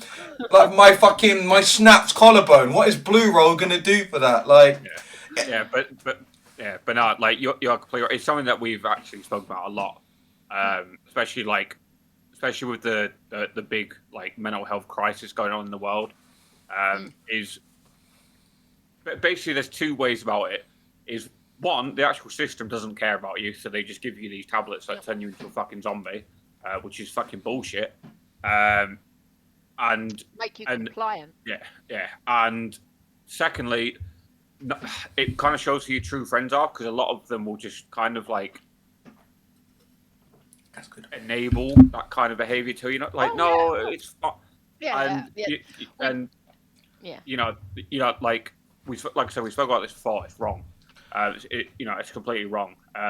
And you know, as you said before, sometimes you have to take yourself to those dark places to come out the other side. And unless you're willing to fucking take that plunge, and it's gonna suck. It's gonna be fucking shit. You will feel you will probably feel worse than you did at the start. But if you're not willing to go through that, it's funny. It's funny you say that, because it's not funny, but it's interesting, because a lot of the time with because obviously like I know people in my own sort of personal life, and just I know of people that do it and take it, but like when they say about like antidepressants and stuff, and you come off the antidepressants and you're as low as you've ever been, until they say like you're gonna be like really shit until you get good again, but you can literally achieve the same thing without the dependency bias, without depending on the pills. You can, like the happy pills as they usually refer to them as, you can seek your own happiness rather than take little happy pills that will help you for the short term, but long term you still feel the same and have the same issues. And the thing with like, it all comes down, me personally, I think it all comes down to sheep culture. So I thought you burped there, it was a sip. I was like, sheep culture. So in general, like university, you go there, you're lectured, you're spoken to, you're berated with information, and then you're expected to digest it in your own time. And the same with like therapy. So a lot of people think that you go to therapy, the same sort of approach is going to work for everyone. It's not a one size fits all. And therapy. It's not a one size fits all. Yeah, every person has got to go to a person who may not be the right one to speak to them. Yeah. It's like teaching. Yeah. Right? You could have maths class, right? And you have one teacher, and you just do not like fucking maths because it's the teacher. You actually enjoy maths, but he's not getting. Like, it's the same with anything, like sports, education, work wise. Like this manager, this coach, this tutor is not getting 100% out of player / subject / tutee, and but someone else would. Yeah, but then because it just and it's a kind of shot in the dark. If you get lucky, you get a therapist that helps you.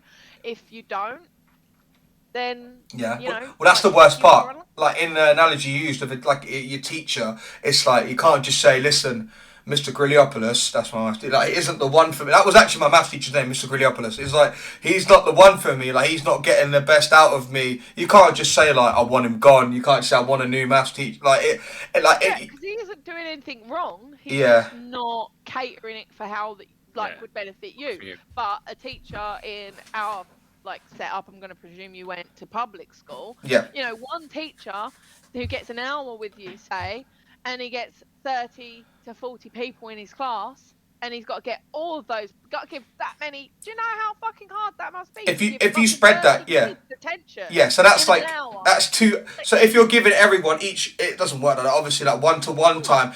2 minutes average, if we're being really pedantic. And I know it's not like necessarily representative, because you're not even giving, it's worse than that, you're not even giving them average 2 minutes of individualized learning. It's like I said, like you're getting lectured, you're getting told information, you're getting shown information, and the whole point of it is you're supposed to take away what you can from a lesson or from a class and digest it, and then subsequently you know, learn that information. You're not learning there and then. Like, it'll be in your short term, and then the whole point of school is to get stuff from your short term memory into your long term memory, and then, you know, maybe, like, you know, it will go into the sort of suppressed memory you have, and then you'll remember stuff from school a few years down the line. But in general, like, it doesn't, like I said, it doesn't work for everyone. So when people like Josh have said, like, you'll have friends that enable it and say that, oh yeah, have you tried going to therapy?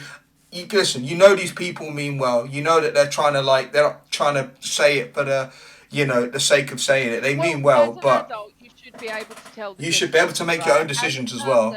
Even my own friends, I can tell when it's very hard when it's genuine. Give someone advice and help someone and not take in your own feelings, your own experiences, and your own bias into their opinion. Oh, the amount of advice I give that I should take myself. Yeah. Force someone to feel the same as what you feel in them situations, right? Yeah. You know, say for instance, you know, you're friends with a partner who's not good for them, right? They're just not, right? As a friend, I've been in this situation several times, and I'm one of those, like, I will tell you the truth, but I'm not going to tell you shouldn't be with that person, because that's down to you. That's your own experience, and it's your only thing to deal with, right? Just like I don't expect you to say in, like, the situation and go, like, well, I wouldn't put up with that. Like, you can't have that. Yeah, that's nice. But you know what the funniest thing is? What the mental thing is about that? I'm not you. So the fact that you're saying you wouldn't put up with that, I hear that, and, you know, I've taken it on board. However, I'm an adult. It's my own decision. It's my relationship. Yeah. You don't need to tell me that this person isn't good for me. I'll either make that mistake on my own or come to that conclusion on my own, or I will work on it and realise actually you were wrong. So, but I appreciate you having my back and, you know, wanting the best for me and looking out for me. I'll always say to my friends, I'm like, look, right, this is my opinion. I think that you are, you know, say for instance, you're not doing yourself justice, right? You're, like, accepting behaviour that you shouldn't accept, right? You don't, but you do whatever it is that makes you happy, you know? Like, I'm going to tell you that there is a better way. You don't have to, you know, there's always a better way, but to be miserable. Yeah. And my thing is I'll always go back to every situation is, if you're not happy, do something about it. Yeah. Majority of days out of the week, right? You take a 7-day week. If you ain't happy 5 days out of that week, something's wrong because of the same situation. Change whatever it. It is, work, Change it. Yeah. Friendships, relationships, whatever, right? If it is 5 days out of the week that makes you miserable, then you need to fucking change that, because being happy is the only thing that really matters. Yeah. You know, and not happy at the expense of someone else. Yeah. Because I don't agree with that. You should never, if your happiness means that someone else is going to be broken, then that's not true happiness. That's just right? that's selfishness. Yeah. It is, and you know, I like to look at being what we call, go spiritual here, but an enlightened being. I like to think of myself as not higher than people, not above people, but my intuition into myself and my situations and how I feel as a person. I feel like I've elevated myself into a higher level of being, like spiritually. Yeah. To be able to see, like I said earlier, if I'm stressed out or I'm getting angry, or like, for instance, Fenwick keeps barking. One day, that won't even bother me. Don't faze me. I'm like, oh yeah, like, he's barking, whatever. Sometimes I'm like, wait, shut the fuck up. Yeah. Like, why? That's not him. That's got nothing to do with him and what he's doing. It's it's annoying if he don't stop barking, but my reaction that's how you feel. me. Yeah. That is all me and my mood, whether or not I'm tired, right? Same happens in relationships, right? If you're in a relationship, you argue all the time. You got to assess, what is it you're arguing about? I was in a relationship for 11 years. Yeah. Ours was competing for who is boss. That's what it went down to, right? You need to do what I say. He's like, no, you need to do what I say, right? And so you're not even. It's not even about what you're arguing about. It's the fact that I've been there before, where it's like, you know what? Win this argument. Yeah. I've got to win this argument. It could be about anything. Making your life better. It's about winning the argument. And that is a really, really. That's bad. That's very bad mindset to have, and especially a very bad thing to carry in a relationship. Yeah. And I was in a toxic relationship for 11 years doing that shit on a fucking loop, right? Yeah. I'm not saying he didn't do bad things, because he did do bad things that he shouldn't have done and I shouldn't have accepted, but it's my fault for accepting them. Yeah. And I didn't have to, but I did. So I stayed in that fucking merry-go-round. I stayed there doing it, even though I was like, you know, Comfort though, isn't it? You know, a Yeah. mother-son relationship, that kind of thing. As in, like, can you tidy up your room? No, if you don't like it, tidy it yourself. You know, that whole, like, you know, can you cook dinner today? No, do it yourself. Like that kind of mentality, which is quite a traditional thing in a British female-male household. It happens a lot. Men do tend to replace their mother. Yeah. Like, it's quite a very, very typical thing in relationships. Very true. It's a psychological thing as well. Like, a lot of, like, you know, there's the whole, like, Oedipus complex and all of that. But a lot of, like, men will, like, either, like, will tend to go for partners that either look like themselves or look like you said, look like their mother. Like, it's a sort of thing, like, you want someone that kind of looks like you in a way because of some predisposed, like, psychological thing. Not saying that you wouldn't, you know, end up falling in love with or being with someone that looks nothing like you, but it's just that's just what psychology tells us. It is. Like, there is a massive theory in psychology that you go for people that either look like you or mimic you in your behaviour. Yeah. Or like your parents, right? Yeah. They match one of your parents, whatever one it is. And I tend to think that when it comes to relationships, whether it's friendships, whether it's a love relationship, a romantic, you pick someone who fulfills a need that or desire that you require. Yeah. And I know that sounds very much like, what do you mean? Are you only like because you need them? Like, yeah, every partner, every relationship, every friendship. It works both ways. It's both ways. Yeah, that's the whole point in like in a marriage. Why the dad gives the daughter away because not that she's your problem now, but like you are.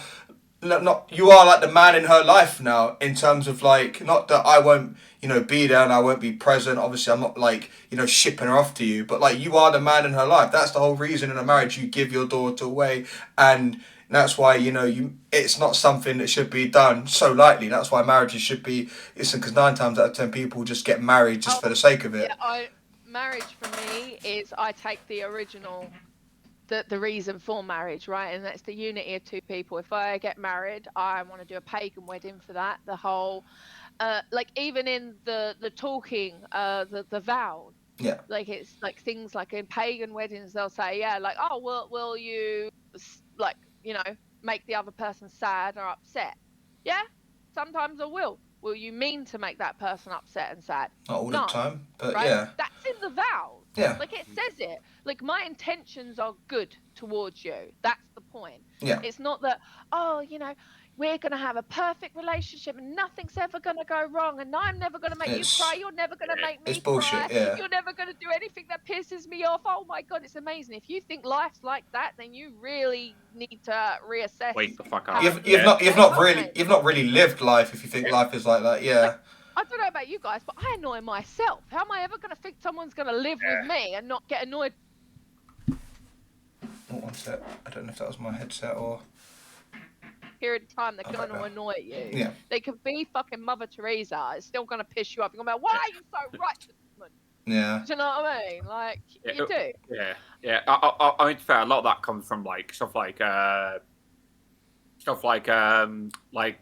old Disney movies, right? Where you know you fall in love and they live happily ever after. It's this, but you know when you put that into reality, it's never ever gonna fucking be like that ever. Well, I suppose it depends how you look at it, because like I said, I think if you're happy a majority of the time, that is you're happy, right? You're not going to be happy every day. You're both going to have problems. Yeah, that's what I'm saying. But yeah, like, you know, life is not perfect. No one's perfect, right? The whole concept of perfect so flawed. It's unreal, right? There is no perfection. But what you got to do is like, you know, when it comes to relationships, I feel that the most important part, and I think what I've learned is from being with, so I had a type before, and the partner I'm with now, my boyfriend now, who lives in America, and it's not the most ideal situation, granted, right? I don't get to see him very often, but the difference, so I used to go with the British proper lads, oh yeah, like that type, right? Very strong, masculine, oh, I'm a geezer, I am. Like that was always my type, right? Yeah. And because I'm such a strong, and I have a very like for argument's sake, a masculine personality, right, rather than a feminine one, it never worked. I always had conflict. I guess having two outspoken people in general, regardless of man, like two people that are willing to like, it's literally a personality clash. Two people that are willing to like, you know, be outspoken and be quite, you know, what's the word? Not aggressive, but quite firm in what they say and how they conduct themselves. Like, you know, it's like having two of the same. It won't fit, but you need someone to like balance you out and level you out, keep you honest. My boyfriend now, he's so calm. He's so loving, so laid back, so attentive. Such a very calming person. And you need that. And he's my peace, and I need that. Yeah. And the thing is, my mum's been saying it all my life. She's like, you don't need to go out with these guys. You need to go out with someone nice. And someone who's going to be lovely and sweet. I'm like, I will eat a sweet guy alive. He will not survive with me. Do you know what I mean? I need someone who's going to be stronger than me, because I didn't think that my strength would carry me, that I needed someone to be stronger, like as in personality wise. Yeah. He's the type of person, he doesn't like talking to people a lot. He's not very social. You know, he's just an absolutely wonderful man. And do you know what? Never swears. The amount of doesn't swear, not a single word. Right? For someone like me to date someone who doesn't swear, that's a yin and yang. Yeah, that is very much a yin and yang. I've never ever felt more comfortable, more happy, more stable in a relationship than I do with this one. Yet I only get to see him 4 weeks in a year. Yeah. See, do you know what? It's really fucking weird. I've done the same, but obviously the opposite. So I dated a girl from America. All right, for 4 years, and she was the same. She wouldn't fucking swear, talk to anyone. Is it just an American thing? Do these men just not swear? Or we're just very bad? They just got raised better than we did. Yeah, it's true. Their parents care. We didn't get brought up. We got dragged up. We dragged ourselves up. Yeah. Kicked out of the house and only come back when the lights, fucking the street lights. That's it. Yeah, got fuck off. Yeah. Yeah, that's so true, man. Yeah, that's fucking funny. All right, let's move on from our tangent, because we've got so much to go through. We've been going for a minute. You got a already. list of you. Yeah. Hey, listen, we're very organised here. All right, we're so fucking organised. Josh is on the list. You sent me the list, so I would have kept it on track. All right, it's fine. No. You see, so we use the list as just like it's a guide. But any kind of tangents, fucking love that shit. We love it, because when you go on the tangents, that's when you get like the real person, shit, right? Yeah. And we don't want someone to like. I don't know if we've ever like considered it, but we don't want, because a lot of people we've had like, would have been nice if we knew what we were talking about. However, like, but then it's bullshit, man. It turns into like a robotic script, and there's no. You know what I mean? There's no real substance, and I suppose it's quite hard to, as a podcast. That's what you want. You want to get the real story. You want to get what people think, their opinions, how they feel. Like that's what we're a Pokemon podcast, but we don't actually really give a shit about this game. That's why, like, whenever, like Josh has said, like when we go on tangents, we don't think, right, let's talk about Pokemon. Give PvP snotty nerds. Like, we don't actually give a shit. Like, no, we really don't. We'll talk about it with some people, like, because I know for them, Pokemon is a big part of their personality, as you know, sort of divisive as that can be. And it's not saying we don't like Pokemon. Me and Josh both met through Pokemon. So it's like, it's one of those things, like, you know, we know that in terms of the space and the platform that we try and, you know, adhere to something that's a bit different to others. Like, we want to pull back layers. We want to learn more about Alicia. We want to know what you do. We don't actually give a shit about. We don't give a shit about QueenAurora, respectively. Like we don't. Sorry, I should have led. We should have led with that. Really, we might not have gone on for an hour and a half, but no, we should have. No, we should have led with that. But in general, we want to learn like more about the people, because we know that there are other spaces and platforms and podcasts that will talk about nitty gritty in terms of like Pokemon Go, PvP, in-game events, you know, IRL events and stuff. And we do talk about that sometimes, just so, because we know that there are people that watch us, listen back and whatnot, and, you know, they enjoy that. And then there are other people that enjoy when we go off on tangents and when we talk about just general stuff that they're not going to hear their favourite streamer or, you know, their second favourite streamer after us, like, talk about and whatnot. So after us, you know. Yeah, you know, come on. fucker.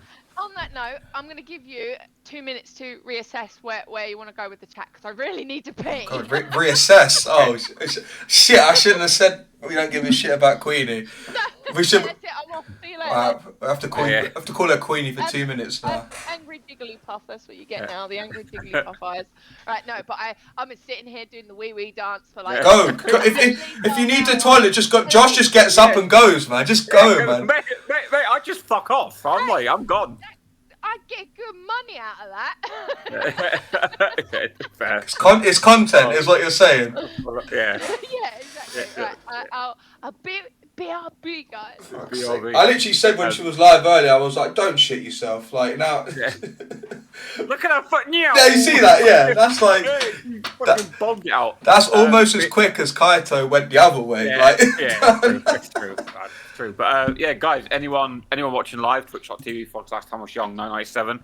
Anyone listening back, Spotify, Apple Music, or watching the VOD back on YouTube, like, shout out to all you, man. Like, you guys are fucking awesome. I love and support. We still have 47 episodes, you know? Yeah. 47. Brother, we're nearly a year in. We've nearly been doing this for a year. It's crazy. And wait, just a tangent off of that before we go back into like the logistics and the sort of general spills and stuff. I thought you were infectious for brain rot. She's very like, you know what I mean? She's off the rails. The rails. Yeah, we can talk about how we really feel now she's gone, guys. But no, in general, 47 episodes is crazy. So like what, in five episodes? Yeah, in 5 episodes time, you know, that will be like, that's 52 episodes. That's an episode a week for a year. You know, we're approaching 50 episodes, as, you know, some of you guys like to remind us in the live chat. Did she turn her light on? Light just went, oh, she's there. I was just like, the light's turning on, yeah. But no, we're talking about how we really feel about you. I was saying you're off the rails, and I thought Josh was one for a tangent, but you, Greg's, everything. I fucking love it. I'm like the worst person to have a conversation with, because no, my ADHD come out. I'm just like, no, that's the best. Listen, I love a conversation with someone in general, and that's when you think that's all a podcast. It's a discussion, conversation. You know, it's as serious or as lighthearted as you make it, and you know, you sometimes you don't want to know where the conversation's going. Wait, let's see what you want. What do you want? You want Can I pet that dog? Can I pet that dog? No, you want an itch. Can I pet that dog? Yeah, you want to pet that dog? Can I pet that dog? Yeah? What do you want? Can I pet that dog? Can I pet that dog? What it is? What the fuck is going on? Right, in general, we'll go back to spiel. So yeah, 47 episodes. I booze you. We appreciate all of you guys that watch us live, that listen back on YouTube, Spotify, Apple Music, and maybe other future platforms in the future. Who knows? But season 2 will be very soon. So yeah, I'm excited for that. Very excited for that. But yeah, we are going to be cooking season 2, man. We definitely got some big plans coming up for season 2. Yeah.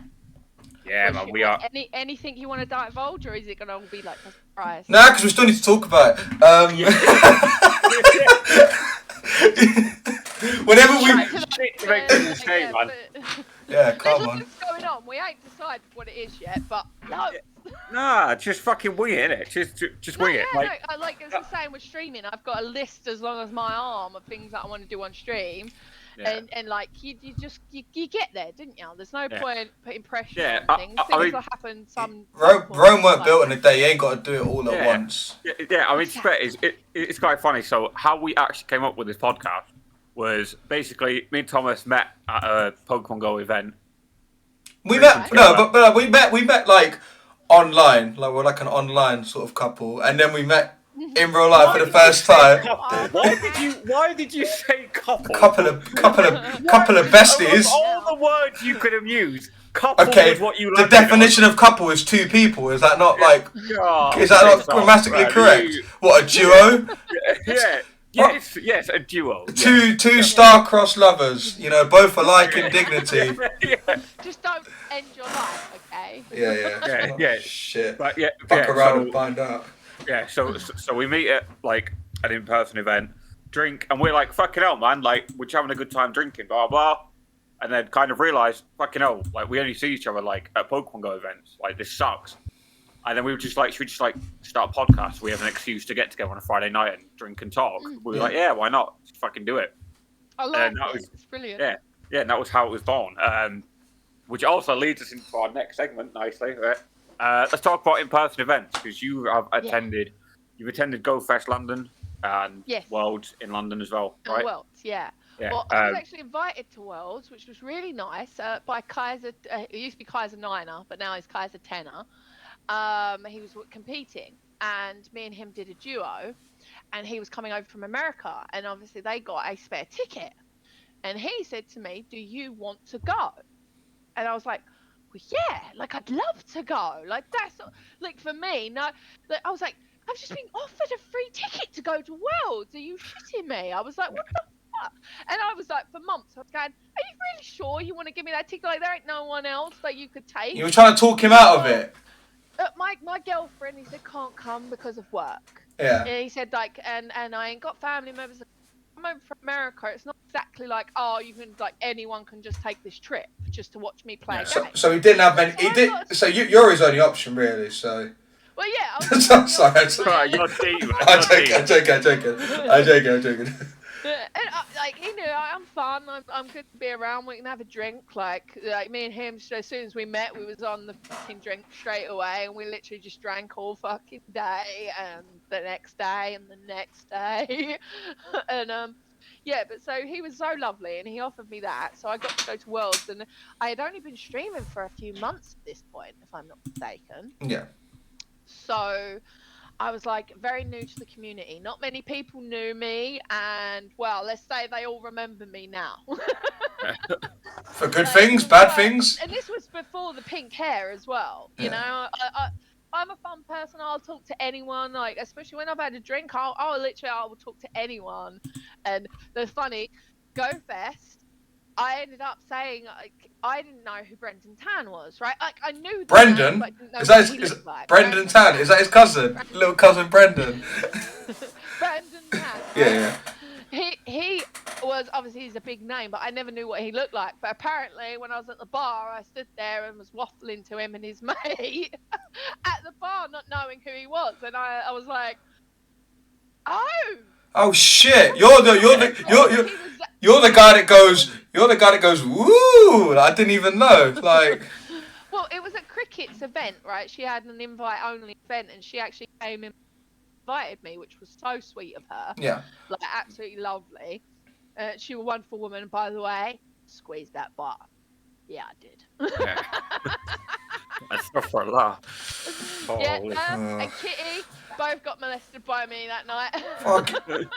Just want to put it out there, guys, that we do not condone molesting. Just so you know. Consent is important. So it's not molesting. We will rephrase. It was consensual. Yeah, consensual. But they both have really amazing bubble butts, and I like a bubble butt. I wanted to squeeze it. And I was like, I'll squeeze your butt. This is like I said earlier, when you're like women go up to other women and guys, I'm loving what's going on. If I'm like, I'm trying to squeeze that, I'm getting bagged out. Squeeze that, yeah. I'm getting fucking packed in. If that man's not comfortable with that compliment, right? Yeah. There is a lot of men, and men have become far more sus, or far less angry about what they would consider, you know, homosexual advances, right? And you've got football like this. I've seen more men kissing a football than I have in gay porn. So that's like, it's like the most masculine straight thing that you know. Yeah, they all be smooching when their team fucking scores a goal. I've seen you. What game? What are we talking about? Football here still? What league is this? This is fucking what? National League South? Like, is this what Maidstone United? Is that what they're doing? Oh, wait, no.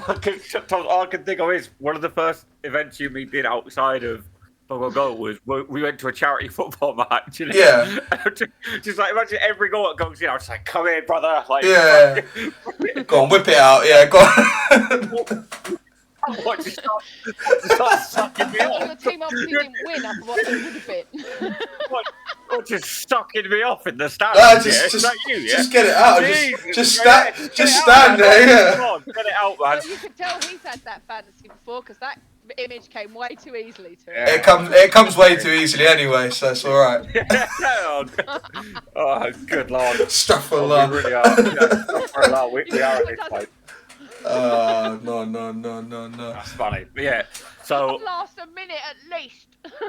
60 a seconds. minute's a long time, man. Yeah, those 60 seconds and a minute are the same. 60 seconds in a minute, yeah. So I see it as 60 rather than 1.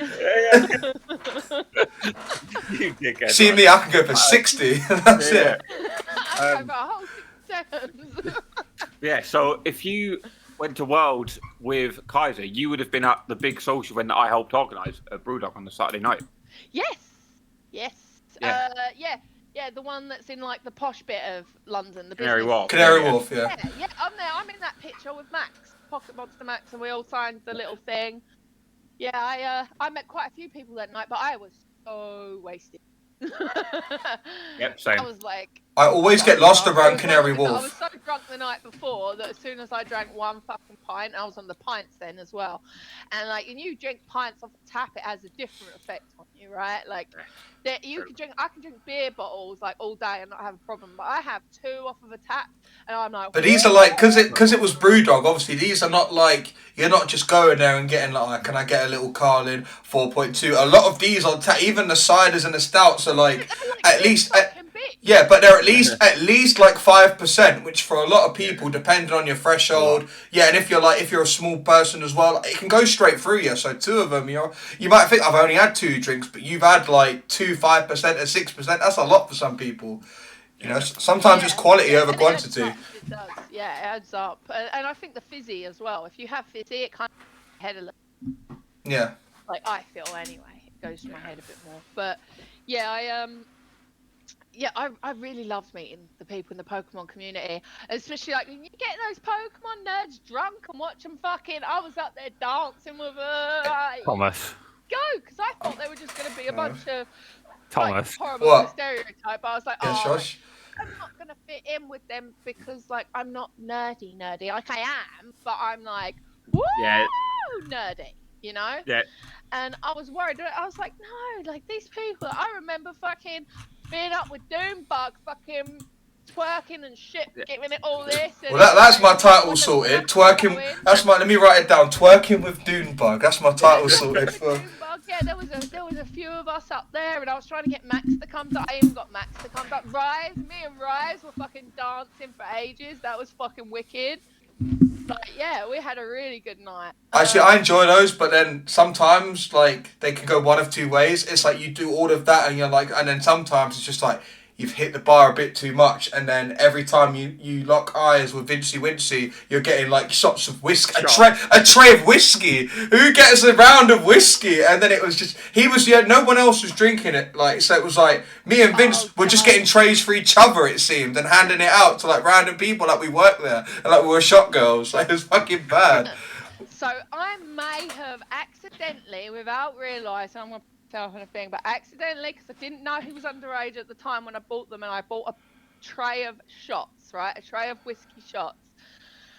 But I was the first person to buy with Daja a shot. Oh no, you. And it was hilarious, right? Because we were all at the table, and he shot, right, this drink. I bought a tray of shots, right, and it was just for everyone that was sitting at our table at the time, and he took one, and it was his first ever shot that he did, and he shot it and spat it all over Kaiser. Oh, so we've got a good sort of like. There's another chapter of that as well when he is now 18. But in general, at the time, I'm not going to bait out who did it because I'm literally just snitching. But someone like one of my like good friends and is also a streamer bought Pocket, who was also like same age as Wadaj, bought them a pint as well. So yeah, the little American kids were getting on it. So you're not alone. Like if you're going down, like I've got enough man that I can send down with you.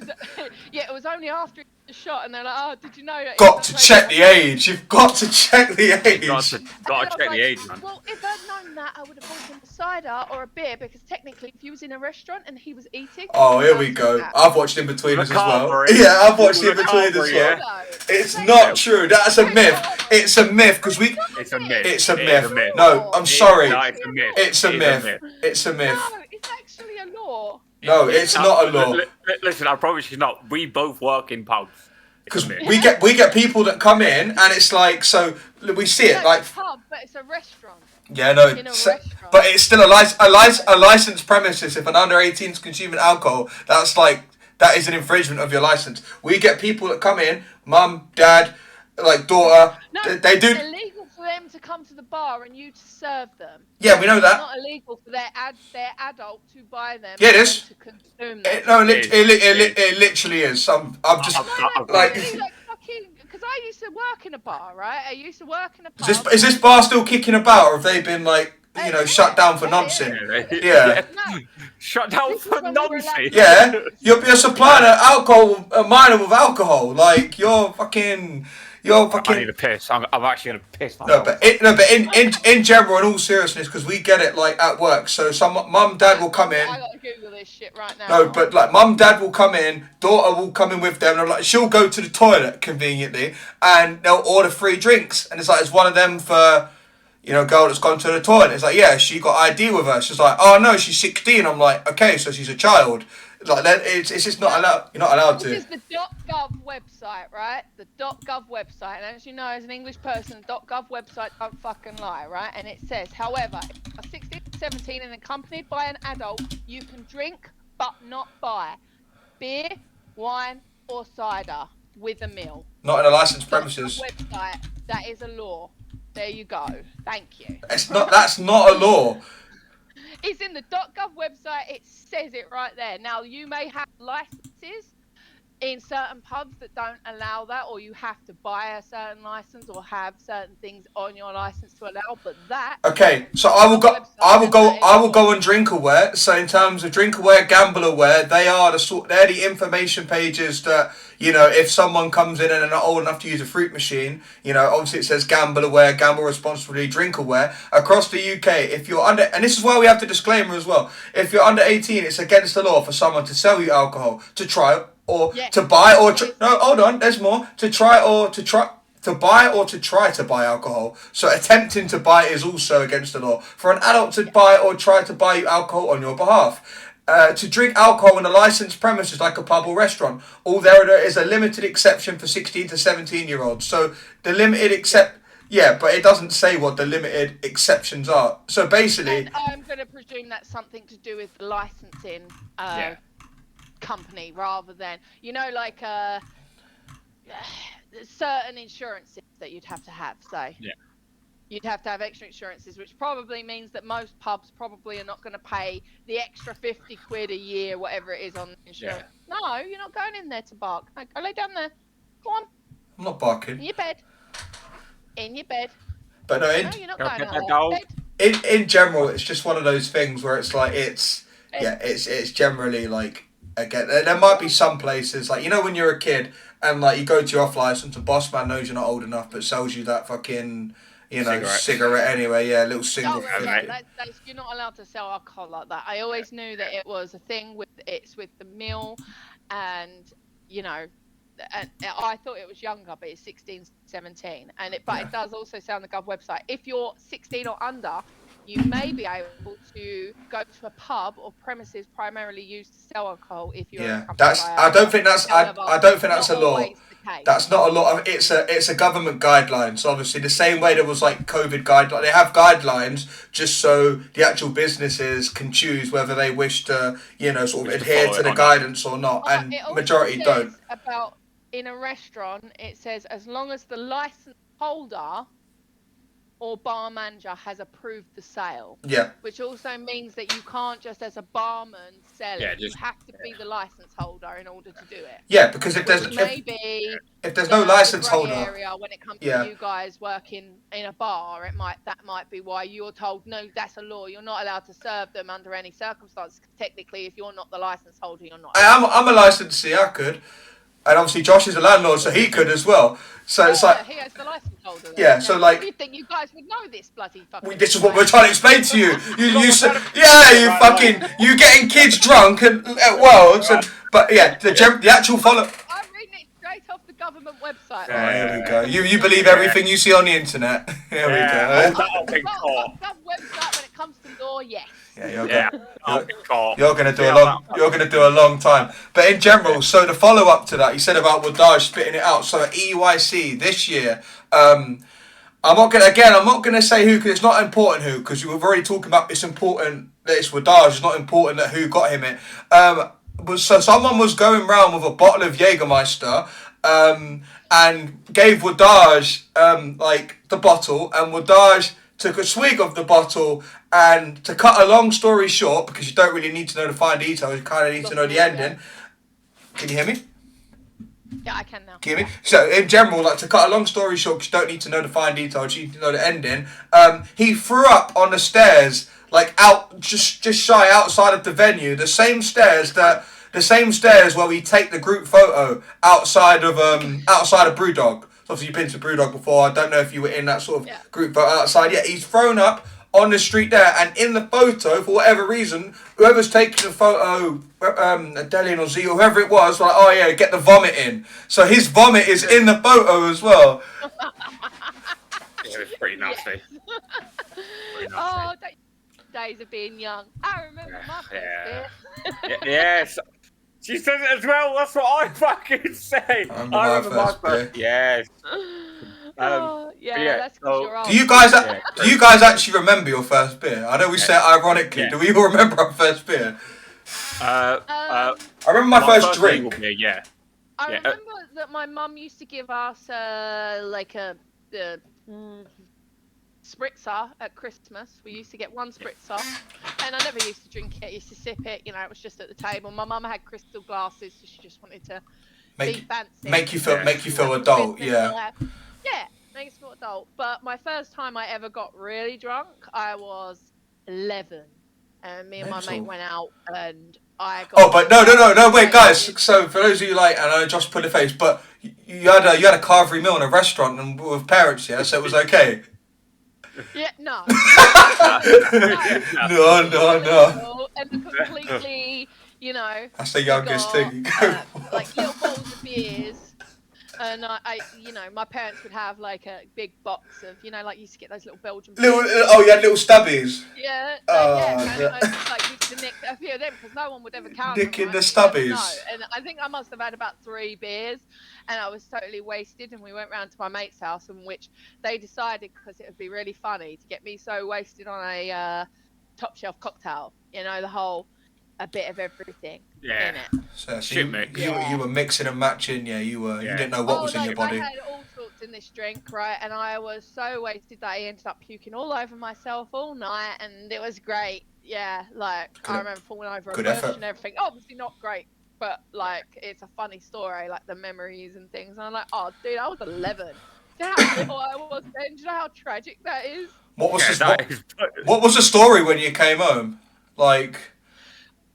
I was just so wasted that there was no story. You were just incoherent, yeah. I went to my friend's house, in which I was saying all sorts of fucking secrets about her to her mum, in which she must have been like, this fucking cunt, get...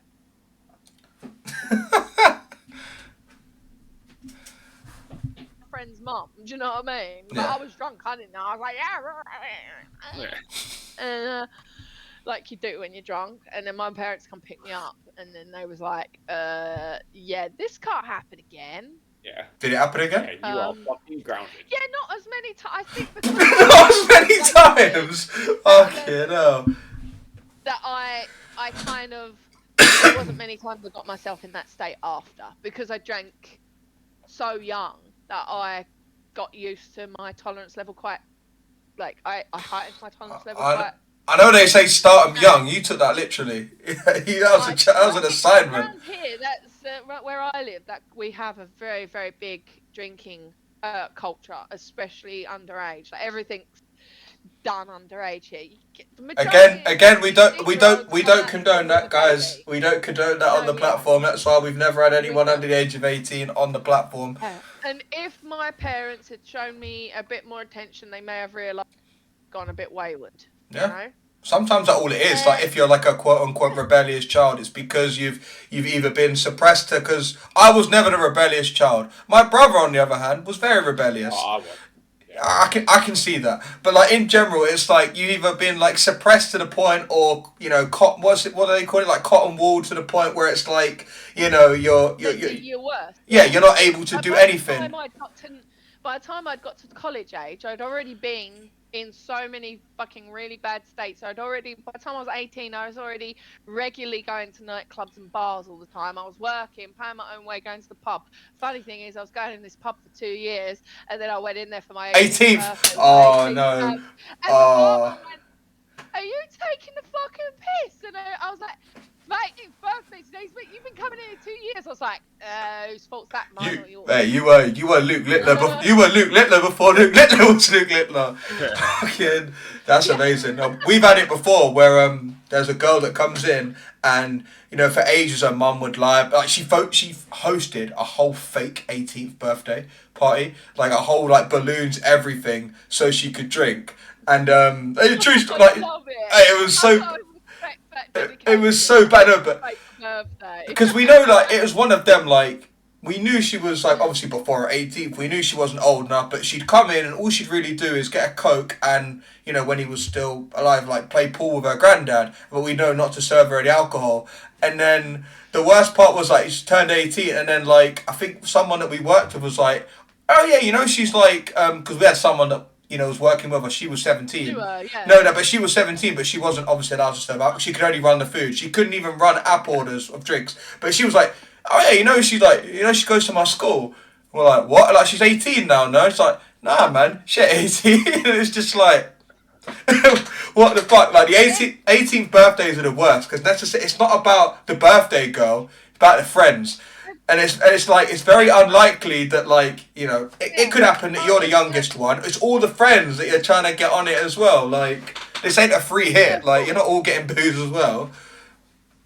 Well, I kind of It's funny though. So the argument is that there's a lot of cultures and a lot of countries around the world where the legal age is a lot lower, and they have a far better culture when it comes to drinking. So in France, right? I think it's 14 or something. Yeah. But they don't have a drunk culture like us. No. We have 18, and yet we have so many kids that go and get their stomach pumped and they overdrink, and it's all because they're not allowed to drink and they're not taught how. They've not been taught how to drink responsibly and in moderation. You're not allowed to have this because you're not old enough. See, this is. I'm so glad you brought this up. So in general, growing up, it might be contrary to belief now, but growing up, I did a lot of sports, so. I'd had a drink before I went to university, but I never really, when I say started drinking, it feels weird. It's oh yeah, this chapter of my life now, I've started drinking like it's a hobby or like it's a new job. It's fucking bad, but I would drink like it's a job. It's bad. But I wouldn't drink before I went to university because I do a lot of sport. But my mum in general now, it was always the case of she never held, she never put alcohol on a pedestal. Pardon? That's right. She never put alcohol on a pedestal or held it against us, which is ironic, really, considering the way my dad was with alcohol in general. But she would never hold it against us to the point where we're never allowed to have it. Go on. What? Yeah, no, it went silent. Yeah, no, I think I lost you. No, I'm back. So in general, they never held alcohol against us. So for me, because I was always quite serious about sports and stuff, I would never I'd appreciate the offer was there for me to have it, but I wouldn't. And then nowadays, I think so when I'd go home, my sister, when she was 16, my mum would give her an alco pop or a cider to have with Christmas and stuff like that, and teach her that alcohol isn't bad, but teach her to drink responsibly, because my mum's logic is the same as kind of what you just said.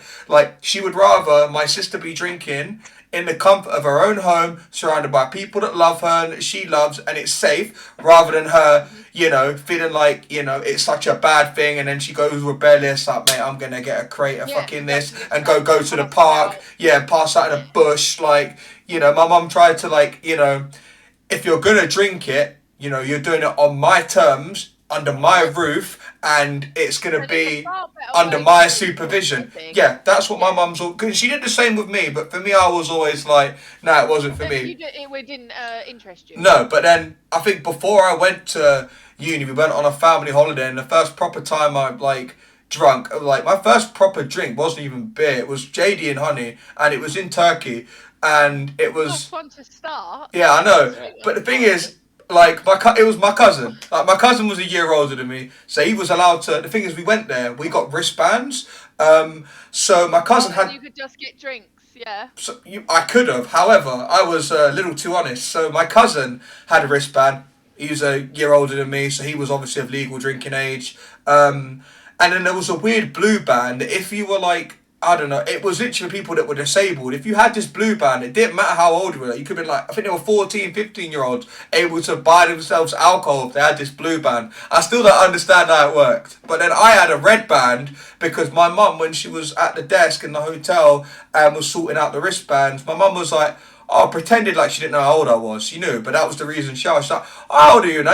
18, aren't you? I'm like, no, mum, not for another month, like a cunt. And then I got the red band, which meant that I was a kid. Yeah, she did. I was too honest, but then that meant that I think I prefer. As soon as you said it, you went, oh, fuck.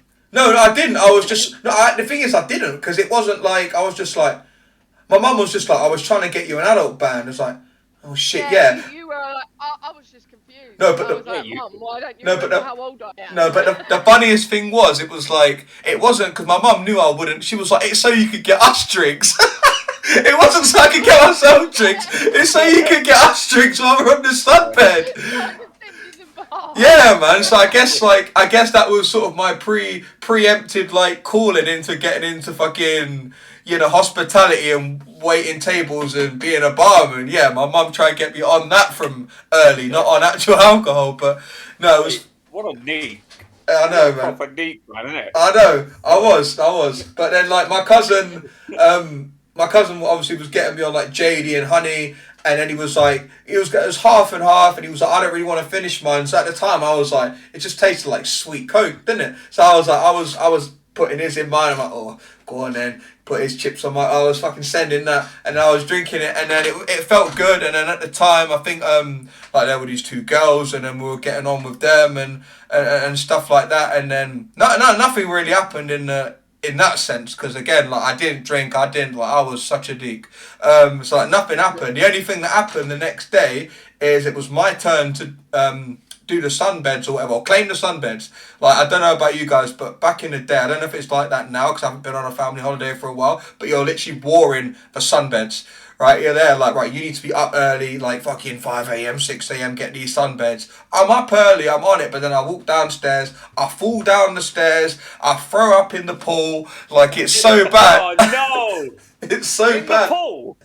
In the pool? In the pool. You can no! You was like, in the pool. In the pool, mate. They have to clean it out, like... No, they let all the chunks go in there, they're like, go on. No, of course they fucking cleaned it. They had to, like... Yeah, it was safe to say that the pool wasn't available for a good while until they did fucking. Yeah, because I've been on those holidays where, you know, like, you come down. Why is the pool closed? Why is there no pool? Why have they drained the water? What's going on? Because I've chunned it in it. No, but I didn't mean it. Like, it was. I didn't know what my limits were. How was I supposed to? I'd never drunk before, so. You learned, didn't you? I did, and then, like, I didn't really. Why do you sound like you've actually been told off? Like, you're saying that, like we're actually telling you off. Yeah. I'm not saying it as a brag. Some people brag about that stuff. It's embarrassing for me, and I felt comfortable to share it. Anyway. Well, I'm glad that you felt comfortable. I don't need your patronising shit. Why you get out of here with that? I don't need you not patronising me. It may sound patronising, but I meant it genuinely. Yeah. Oh, shit. Yeah, man. Yeah, man. I can't help the tone. Of course you can't. Oh, shit. We've all puked in a pool or something. But what do you mean? No, Josh hasn't. You haven't. Don't try and make me feel better. No, I've not puked in a pool. Yeah, not yet. Not yet. Not yet. At the time and the place. I'll share my embarrassing drunk story, but it was the one that I started with.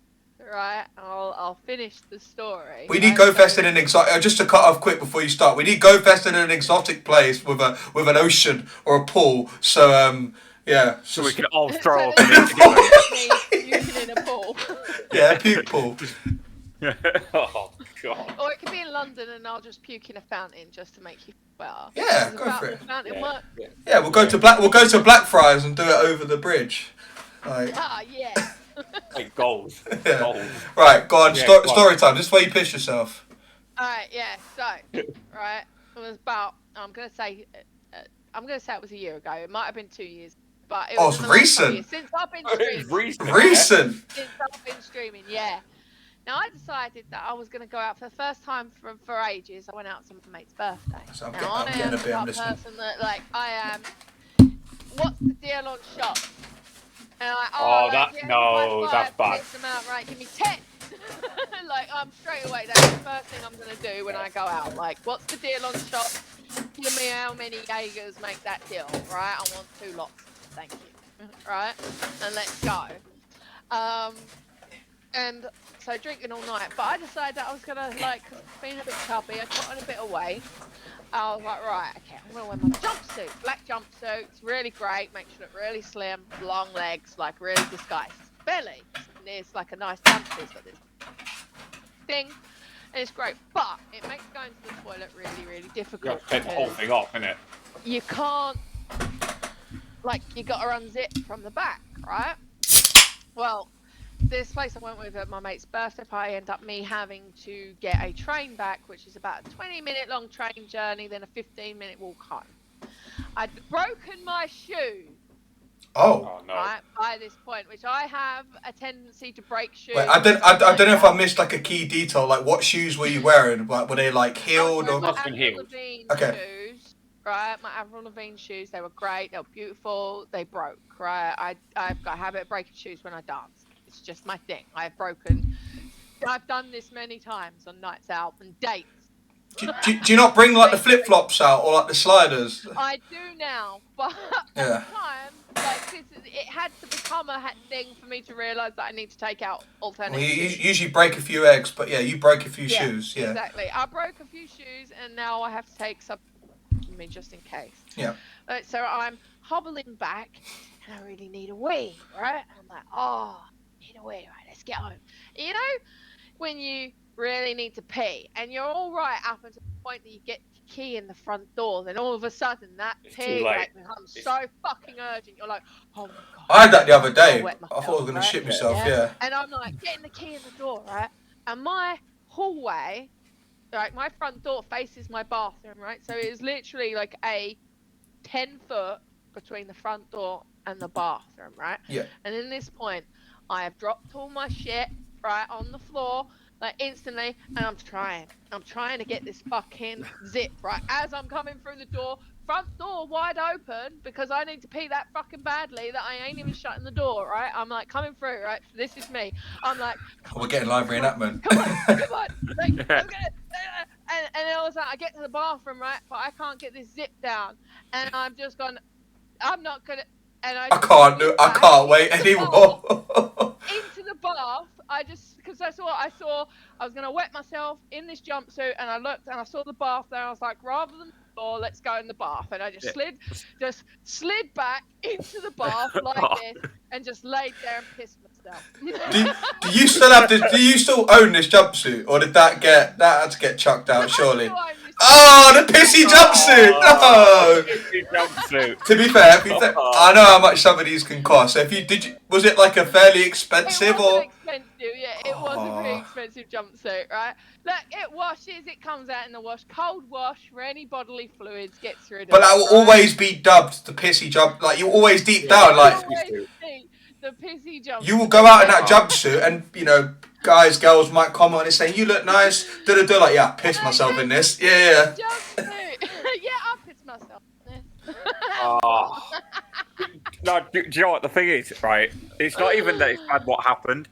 It'll be the consequence in the future, right? There's going to be a Pogo event, right, where you're going to turn up, and me and Tom's going to be there, and we're going to see you wearing a jumpsuit, and we're going to look each other, and we're going to be like, it's that. Worst comes to worst, we'll see you at an event, and you're not wearing a jumpsuit. I'll be like, you're going to piss yourself tonight? Yeah. If you got it, yeah. No, I think it's actually packed away still. I haven't completely unpacked my wardrobe yet, so I think it's in there. Pissy jumpsuit, that's amazing. Mate. Yeah, it is. It's really amazing. Why does that make me so happy? I think because the last few stories we've got of people's drunken endeavours are either not theirs, or they're a bit... No, it is. That's what I'm saying. But the last few drunk endeavours and stories that we've been, told on the podcast, they've either been someone else's or they've been a bit shit, to be honest. People are like, we did. I'm like, That's Oh, yeah, lovely. I did a pool once. Yeah, yeah. Oh, it's a bad man. I remember the first fucking drunk story I told on this channel. I'm not going to repeat it. You guys have to watch back the No, episode. it's not for a lot. No. We set levels. We set. Yeah. To be fair, man, there is definitely levels. We set levels. Definitely levels. But in general, I think it's more. I think it's a cultural thing. I know we've said earlier, like you both have either dated or are currently dating, you know, people from America, and they're very polite, and the drinking culture is different. So whenever I hear an American talk about, you know, a drunk experience or going to a pub, I'm like, you know what? It's so shit, and you know, it always just.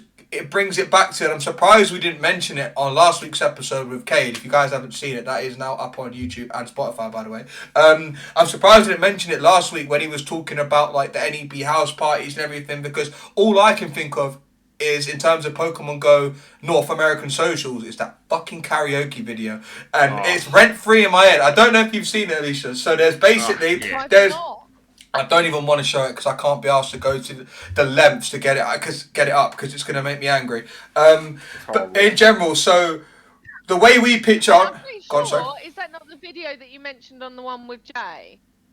Because you talked about a karaoke video. Yes! Oh, yes! She's a fat... listen, this is now my... Yeah. Right, I said off stream, and I think I said it to you, Max was my favourite episode. It's like the same now. Like, you've entered a new bracket of new realm. Yeah, new realm. I guess that's why you're the queen. So yeah, we'll give you that. Yeah, exactly.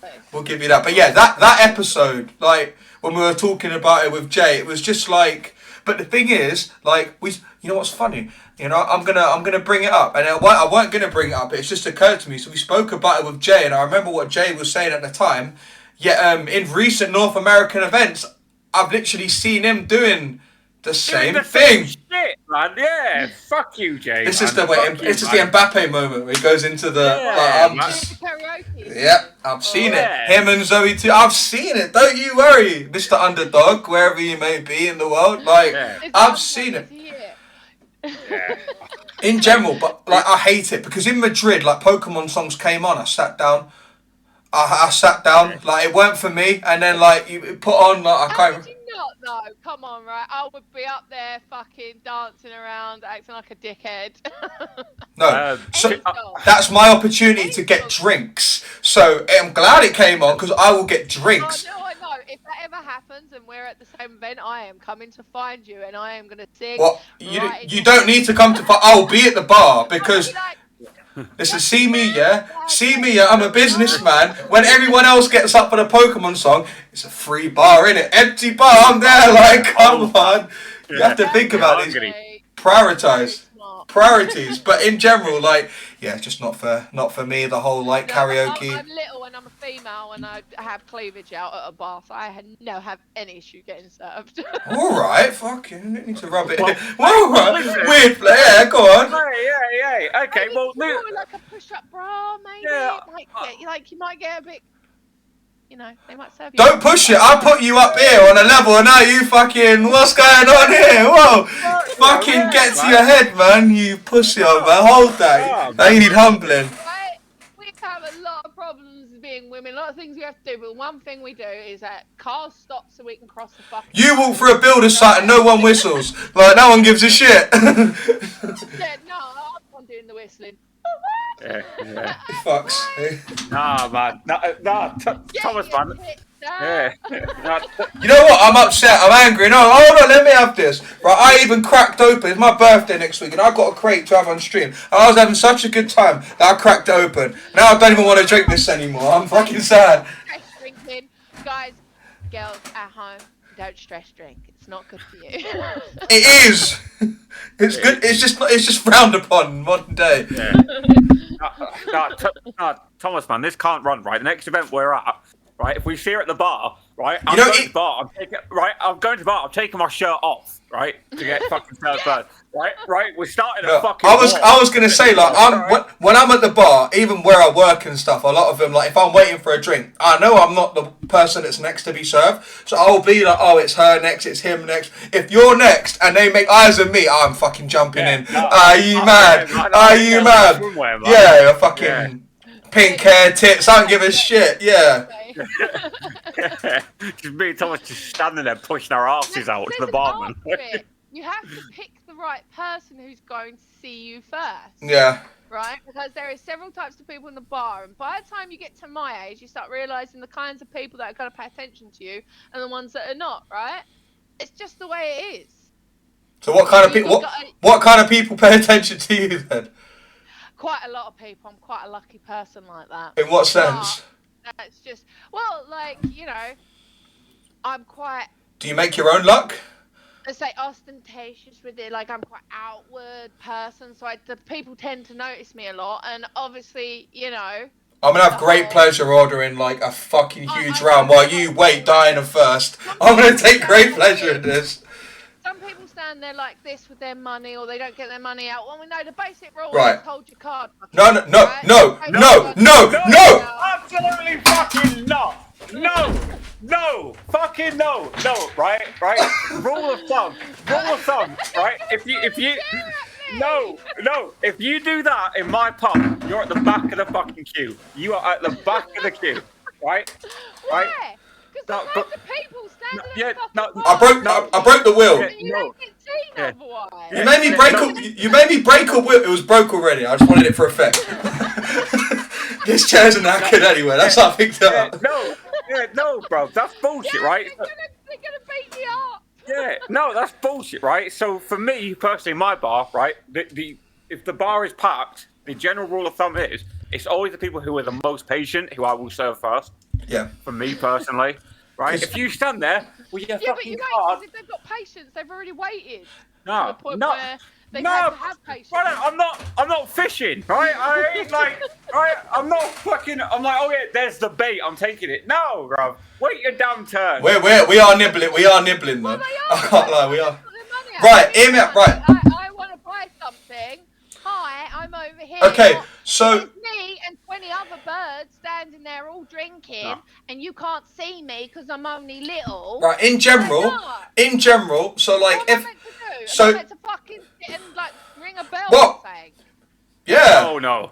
Well, you use like what you said earlier. You use your assets to your advantage, huh? That's what you said earlier. Yeah. Do that then, go on. And if it don't work, then that's humbling for you. But anyway, in general, in general, right? Like seriously, like so they always say like when they're waiting at the bar, like, oh, good barman knows who's next. If I've just come out the kitchen doing all this, I ain't got a clue who's next. And you. I've worked in a bar. No, but that's what. Yeah. But like in general, like if someone like you shouldn't leave the bar unattended, so you'll ask someone like, oh, who's next, and then you'll go with who's next in general. But if you're coming up to a bar, like you should be keeping eyes on people that are coming up, like, and people will say, I've been waiting there half an hour. Oh, that's bollocks. I've not even been at work half an hour. Like you're lying.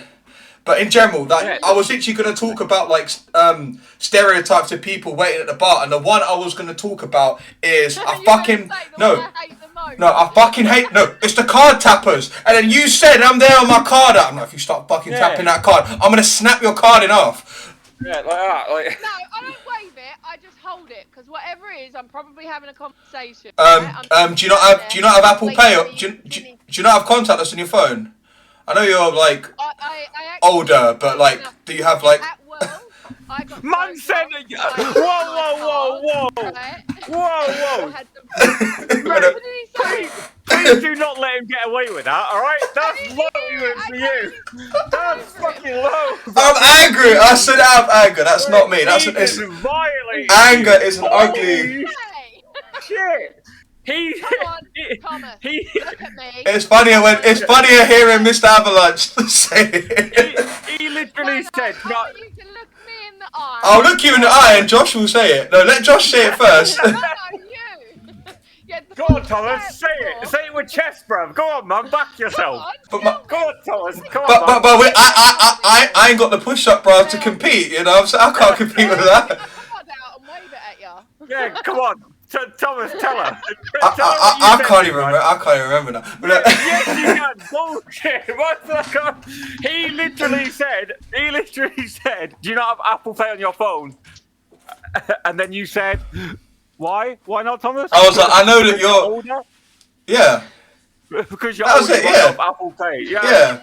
So you violated, bro. Do you know what? Right, I ain't gonna. I'm gonna feed right into your joke because I didn't at the time. Yeah, see, come on. So when I was got any games on your phone? The last time I a proper bar and had to like hold my like card out in London, so to speak, right? But I didn't have Apple Pay, and I only found out about it 2 years ago that it was a thing, right? And I didn't know what it was, and I didn't know how to use it. Now I have Apple Pay, and I use it all the time. But the last time I went out properly, and bear in mind I hadn't been out for a long, long time before that, was at Wells. Yeah. And that was, I lost my card when I got really drunk on the first night. Serves you fucking right. Yeah. Probably on a bar somewhere. That's Yeah. what I reckon. 100% in a bar somewhere. You know, it was like bartender like you took the card. Yeah. Fucking waved that card at me, cunt. Yeah, look at this cunt here. Here's our card, mate. Fucking hold that. Who has a card in 2024? Yeah, that's so Yeah, fun. no, I know what happened. People get pissed at that. So yeah, That never bothered me working in a bar. can you see why now though? Yeah, you can see. I can see if you like take some weird thing, like someone's waving money at you, like that. Then yeah, I suppose you get offended.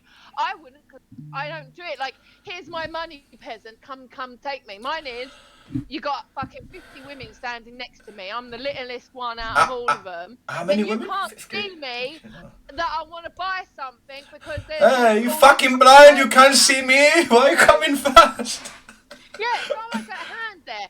You know, like the men are all 6 foot tall. I'm quite little anyway. And women do tend to hog the bar. They really do. You right? do. And there'll be loads of them. And I'm trying to fit in, come in like little old me. Like, excuse me, ladies, can I, Wait, what's that? This. What's that? Yeah. Just like, Yeah, spread them. Spread them, I'll show you.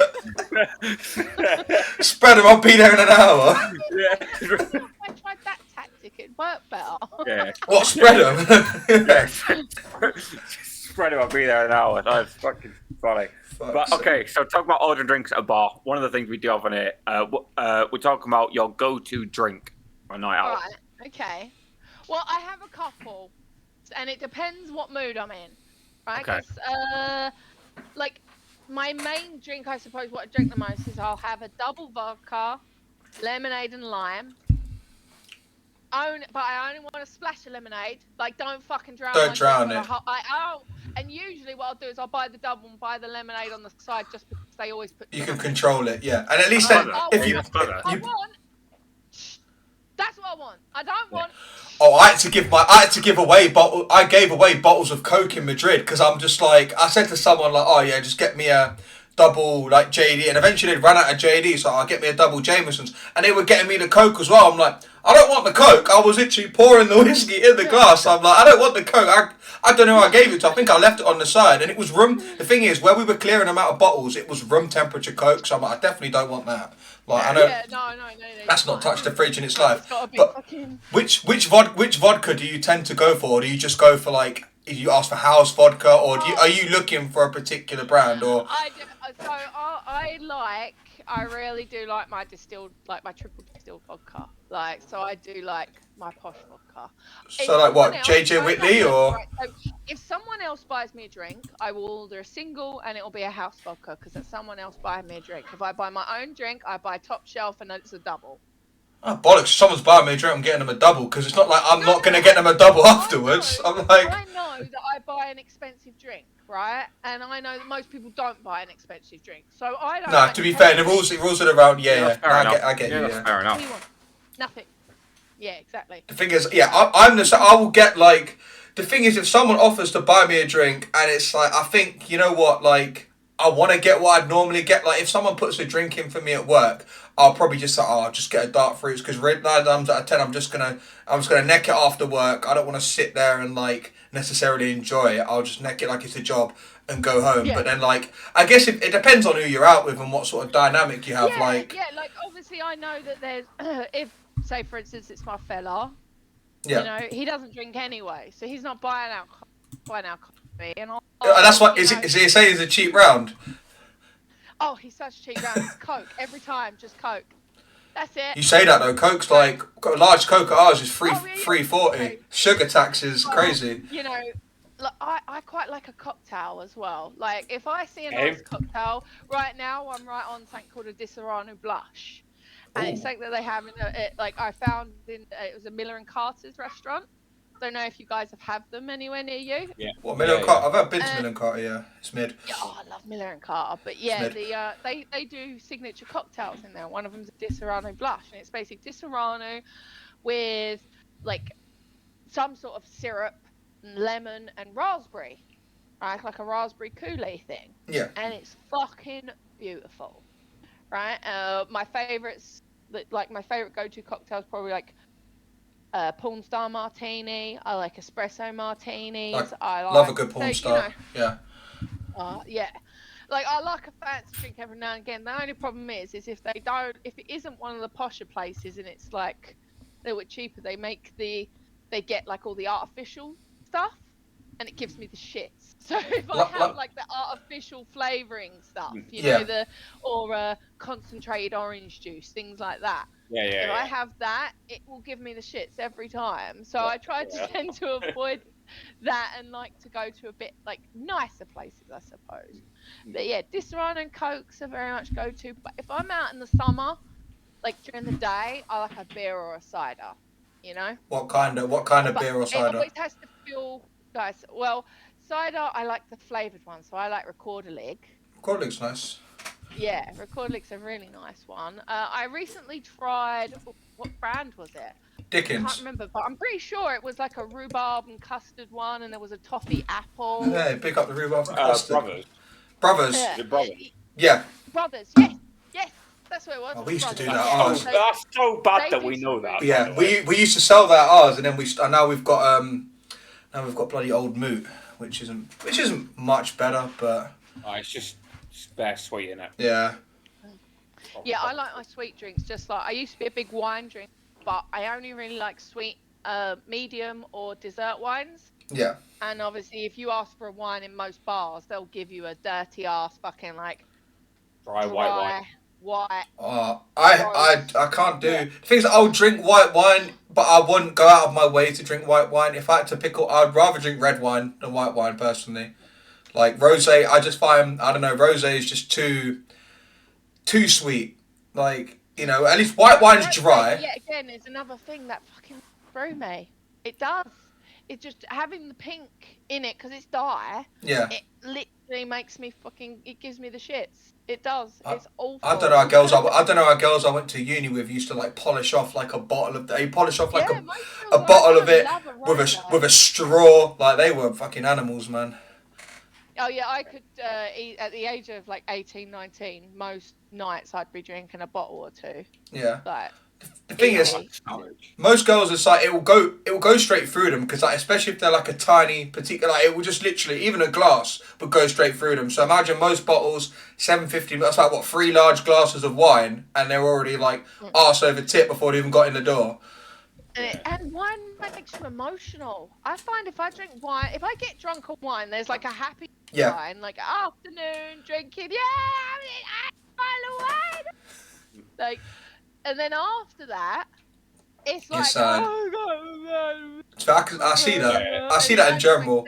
I've seen like different types of alcohol does like. I've always felt like wine's quite a thing that it makes you emotional. I always feel like if you get on like the wrong side of whiskey or like you have too much whiskey you can get angry. Like whiskey's like an aggressor. I don't know.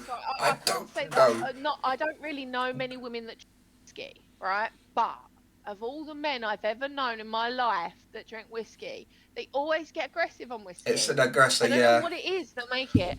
Like, I suppose it's the same as women that drink gin always end up crying, right? Like, what mother's ruin. I don't know what it is. Like, it's a weird one. My dad always used, like, he drank it, like, a fair bit. And when he'd go on holiday, if him and mum were drinking, they'd be having a good time, they would naturally, like, attract or, like, get chatting to another family that are drinking as well. And they tend to be from the UK. Like, you know, Brits abroad, they kind of find other Brits abroad. So, like, they're drinking, and then, like, someone will have a bottle of JD, and then I'm there, and then the guy's like to my dad, I actually like yours. My dad's there, like, half and half. Me and mum both looking at him like, shut up, man. Like, you don't like it half and half. You're being a dick because it's not your alcohol. He's like, he ain't even had the whiskey in him at this point. He's like, shut up, son. I like it half and half. And it's like, he's there. Like, you can see him progressively getting worse. Like, the more he's... I don't know what it is about whiskey. Like, to be honest... It's so bad. And because it's next level fucking pissed on that stuff. And I love whiskey. Yeah, I always say I can't drink whiskey, right? Because every time I do, I end up in the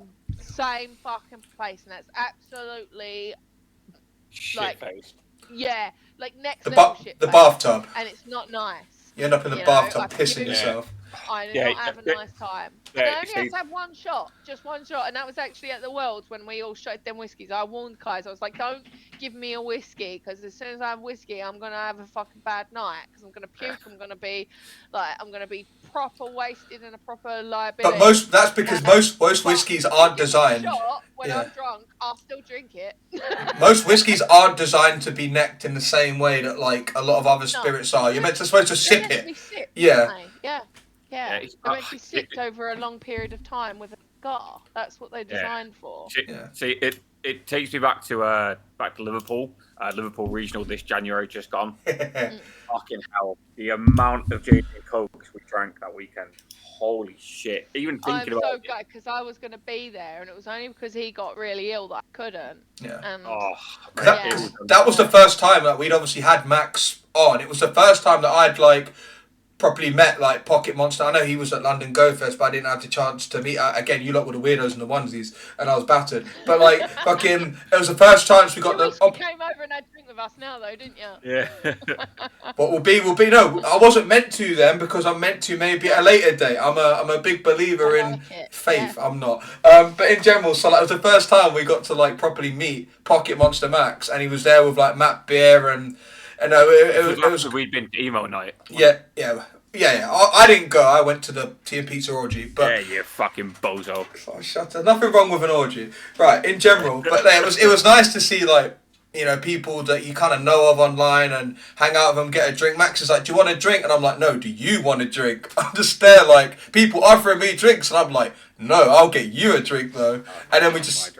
Yeah, it's got to be done, man. And then like Josh has been at socials where he's like had to give drinks that have been bought for him away. Yeah, he's there like not even double, triple parks. Like there ain't a multi-story big enough like for the amount that he's got going on. He has to hand them out, and people think. But then it's a cycle. People think Josh is. Mr. Av getting me the beers in. He's just passing off the beers, and then he just gets them back. Yeah.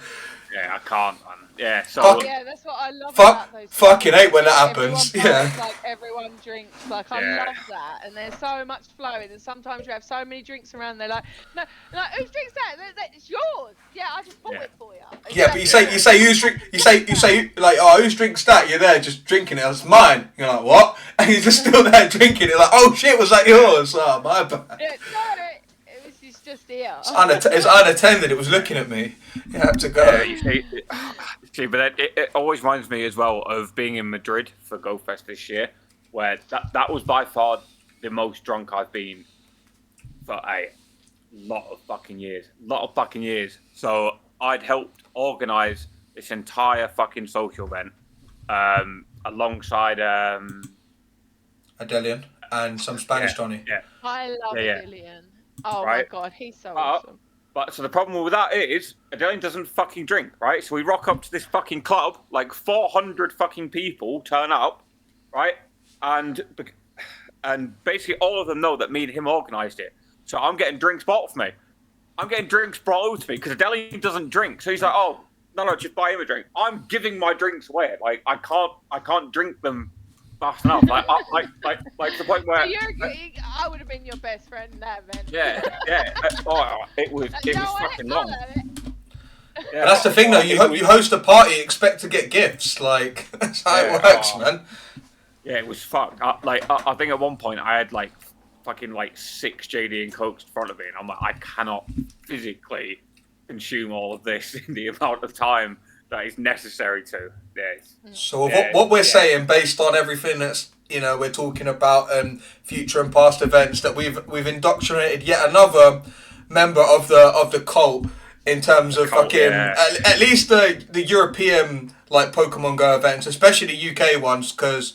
Yeah, I don't know about you, but usually when I go to like these Pokemon events, they're like you'll see the types of people that are there. There'll be the people that are like sat down and they're doing their trades and doing all stuff like that, and then there'll just be the bar. Single fucking trade at any of those events. No, same. No, actually that's a lie.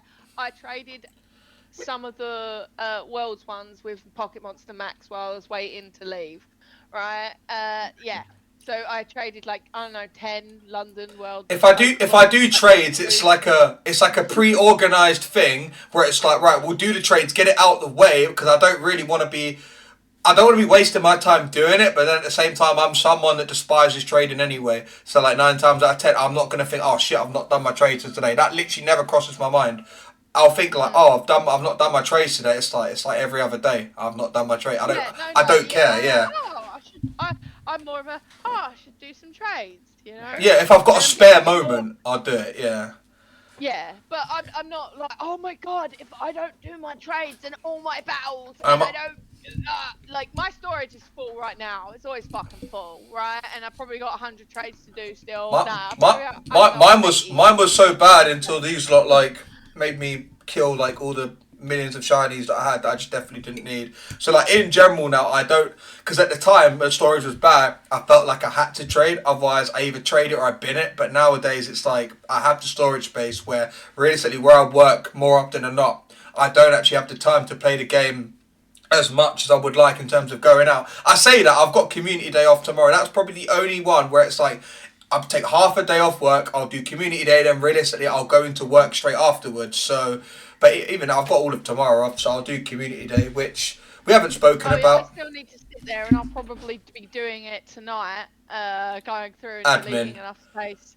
I don't delete any shinies or event Pokemon. See, I don't delete any shinies, but I had to.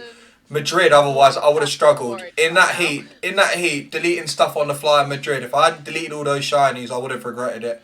Like, it had to be done. And it's a tough pill to swallow. It had to be done. I know, and I hate to, like, I've got to bite the bullet at some point, right? And I have just gone through my Pikachu, right? And anyone who comes in my stream knows how much of a hoard I am, right? So I currently sit with 578 Pikachus in my bag. Why? And they're all event ones, other than, like, because the normal ones I can get rid of quite easily, right? But I don't want to get rid of any of the event ones. Yeah. Because they got hats and stuff. You're a sucker for costumes. Eevees, right? My favorite Pokemon. 604. That is fucking insane. Holy currently. Shit, that is crazy. Are they all? They can't all be. Are you just hoarding from the community? Are you hoarding from the community day? I swear it's got a spotlight hour coming up. Or am I making that up? What, Eevee spotlight hour? Shut up. I can't remember. It's either it's happened recently. No, I'll have a look. One second. Nah, man, you're bugging. Tell me that. Nah, man, you're bugging. I'll have a look. There's no way that is it. Wooloo, Jupiter, Wobbuffet. Okay, no, they haven't done it. And I know how to fast catch now. Now? Back when I played, like, there was an Eevee event, let's say 5 years ago, or something, like 4 years ago maybe, Eevee event that I played, and yeah, it was an Eevee community day. I'm pretty certain. Yeah, they had it. Would have been. Started replaying the game. They had an Eevee community weekend. It was 2 days for some reason. I can't remember why. I think because of so many. It was a whole weekend. Yeah. It was. And I didn't appreciate it at the time because I was only just playing the game again. I was like, oh yeah, let's just go catch some Pokemon. I think I went to the local park with my best mate's son. I was like, yeah, let's just go catch some of these. Like, there's loads of Eevees everywhere. I love Eevee. Let's go do it. I didn't realise what a community day was and that, you know. Yeah. Yeah. So and that was kind of what got me back into it right there. And I caught loads of Eevees, but I didn't even know how to fast catch. I didn't have hardly any storage. If I knew now, if I had a weekend. If you knew the things, if you knew the things like that you wish you knew then, like. Yeah, you'd be fine, yeah. I would get so many Eevees. You think that I would at least have 1,000 Eevees over a weekend of catching. Two community days, basically. Yeah, easy 1,000 Eevees. Without quick catching, yeah, that'll be an effort. Without fast catch, like 1,000. So I've got 13,849 Eevee candies. I don't know how much I have. I've got loads. I don't know how many I actually don't know how many I have. What's your biggest hoard? I know you guys have got one. In terms of candy, like Pokemon. the thing is, recently there's been the evolve bonus where you evolve stuff. So like, I had a lot of Machop candy, but for 25 candy to evolve a Machop and get 2 XL, I'm all over that, man. 12 and a half candy average for an XL. That's better than converting 100, mate. I'm not exactly a mathematician, but those good. Stream, yeah, I was gonna wait for the spotlight hour, like double XP for evolve. I'm gonna sit there and evolve all my fucking. But the only reason it's good at the moment, is because of the 2 XL bonus. So yeah, a lot of the time the double. So I think if you have stuff like Machop's a good one. So if you evolve Machop, get the XL, then you've got Machoke, and then if you've got someone else doing the same thing, just trade the Machokes, and then you evolve the Machoke, and it's free evolution anyway after the trade. Like you can really take the piss with some of these. Yeah, with the Machop you can as well, and they're quite common to catch. I always get a lot of Machop. Yeah. So with Eevee candies, I have 23,993 candies. I have 18,400 and 1,277 XL. Nice. The only one I think I have more of, I don't know how, is I think Pikachu I have the most for. I have 39,808 candies. Wow. I don't have a lot of Pikachu. How many Pikachu candies do I have? I don't have a lot of Pikachu. Which is crazy because I've maxed out 6,694. and I have six maxed out to level 50. That's badass. So I have two. Yeah, I have two Pikas maxed out. So did you guys start playing at the 2016 or? My start date is 2016, but I took a little. So I played a bit in the initial month in that summer where it came out, which I think we said it in the last week's episode with Frostfire that summer where Pokemon Go came out was as close to world peace, like in general. Yeah. So like played then, and then I went to university not long afterwards. Kind of took a break for a couple of years, and then my girlfriend at the time got me back into it, and then I've kind of just been playing ever since. So. Yeah, that's it, man. Yeah. I was the same. I played for 2016 to 2017. Stopped playing for a good few years, and during COVID, I actually started playing again. Yeah. So and obviously the game had changed then, and it was a bit of a calling because when I first started playing the game again. Or when I stopped playing the game, they were just about to release the birds, right? The Articuno, the Moltres, and the Zapdos, right? I remember them going like, "Well, we're releasing birds on gyms. This is going to be a thing," and that's when I stopped playing. When I picked up the game again to play, they had just done that again. Like they were like, "Oh, okay, you can catch these," and I felt like it was a calling. It was like, "Oh, like the one that I was meant to catch, this is now on gyms again. Like this is a thing. Oh, fucking brilliant."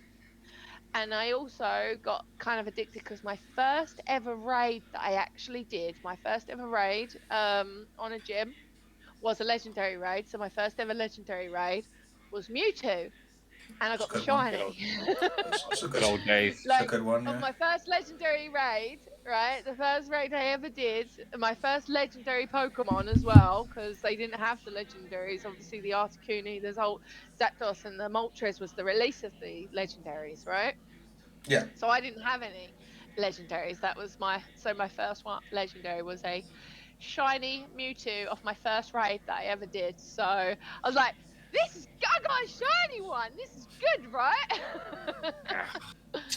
See the good old days. So I was similar. I started 2016, and I came back like after raids, basically like started to come out. But I'm kind of glad I did. If I think how much money I would have spent if I carried on playing from like, before, like any sort of like cheaper coins and whatnot were like sort of known in the community as well. I spent a fair bit before I even knew about like any lira or Turkish or anything like that, and I regret not knowing that you could have got it cheaper, but I don't regret spending it. But at the same time, it's like fuck. If I kind of had some of that money now, I would still put it back in the game and have more coins. That's what it is. I gotta admit, right, and it was an old friend in Pogo, a friend that I made through.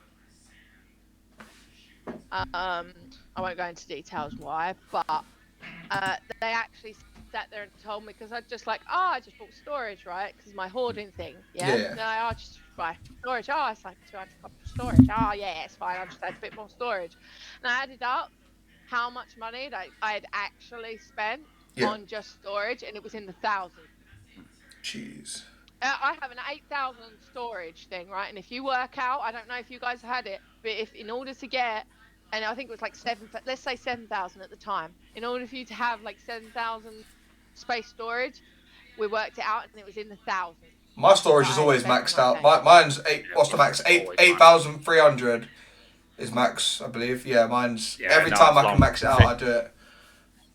Yeah, see, so for me, like the big thing, kind of like almost when I realised I had a fucking problem, right, was during COVID when I was in Lanzarote for 3 months, and it was when Candy XLs had basically just been introduced. Yeah. So they weren't guaranteed, right, when you caught, and yeah, I spent for 3 months. I spent about £500 a month on coins. Jeez. Like, yeah. And it's so easily done as well because you don't really but you don't really like. I find it mental. It in your brain what you're doing. I find it mental that they call it like microtransactions, but like because a lot of them like it's just like all right. Give my dog medicine just so. No, that's I okay. just want to make people aware in case But, like, I've got to give my dog anti-seizure medication. No, that's okay. But like in general, they call like, what are you shoving down your dog's throat? But like.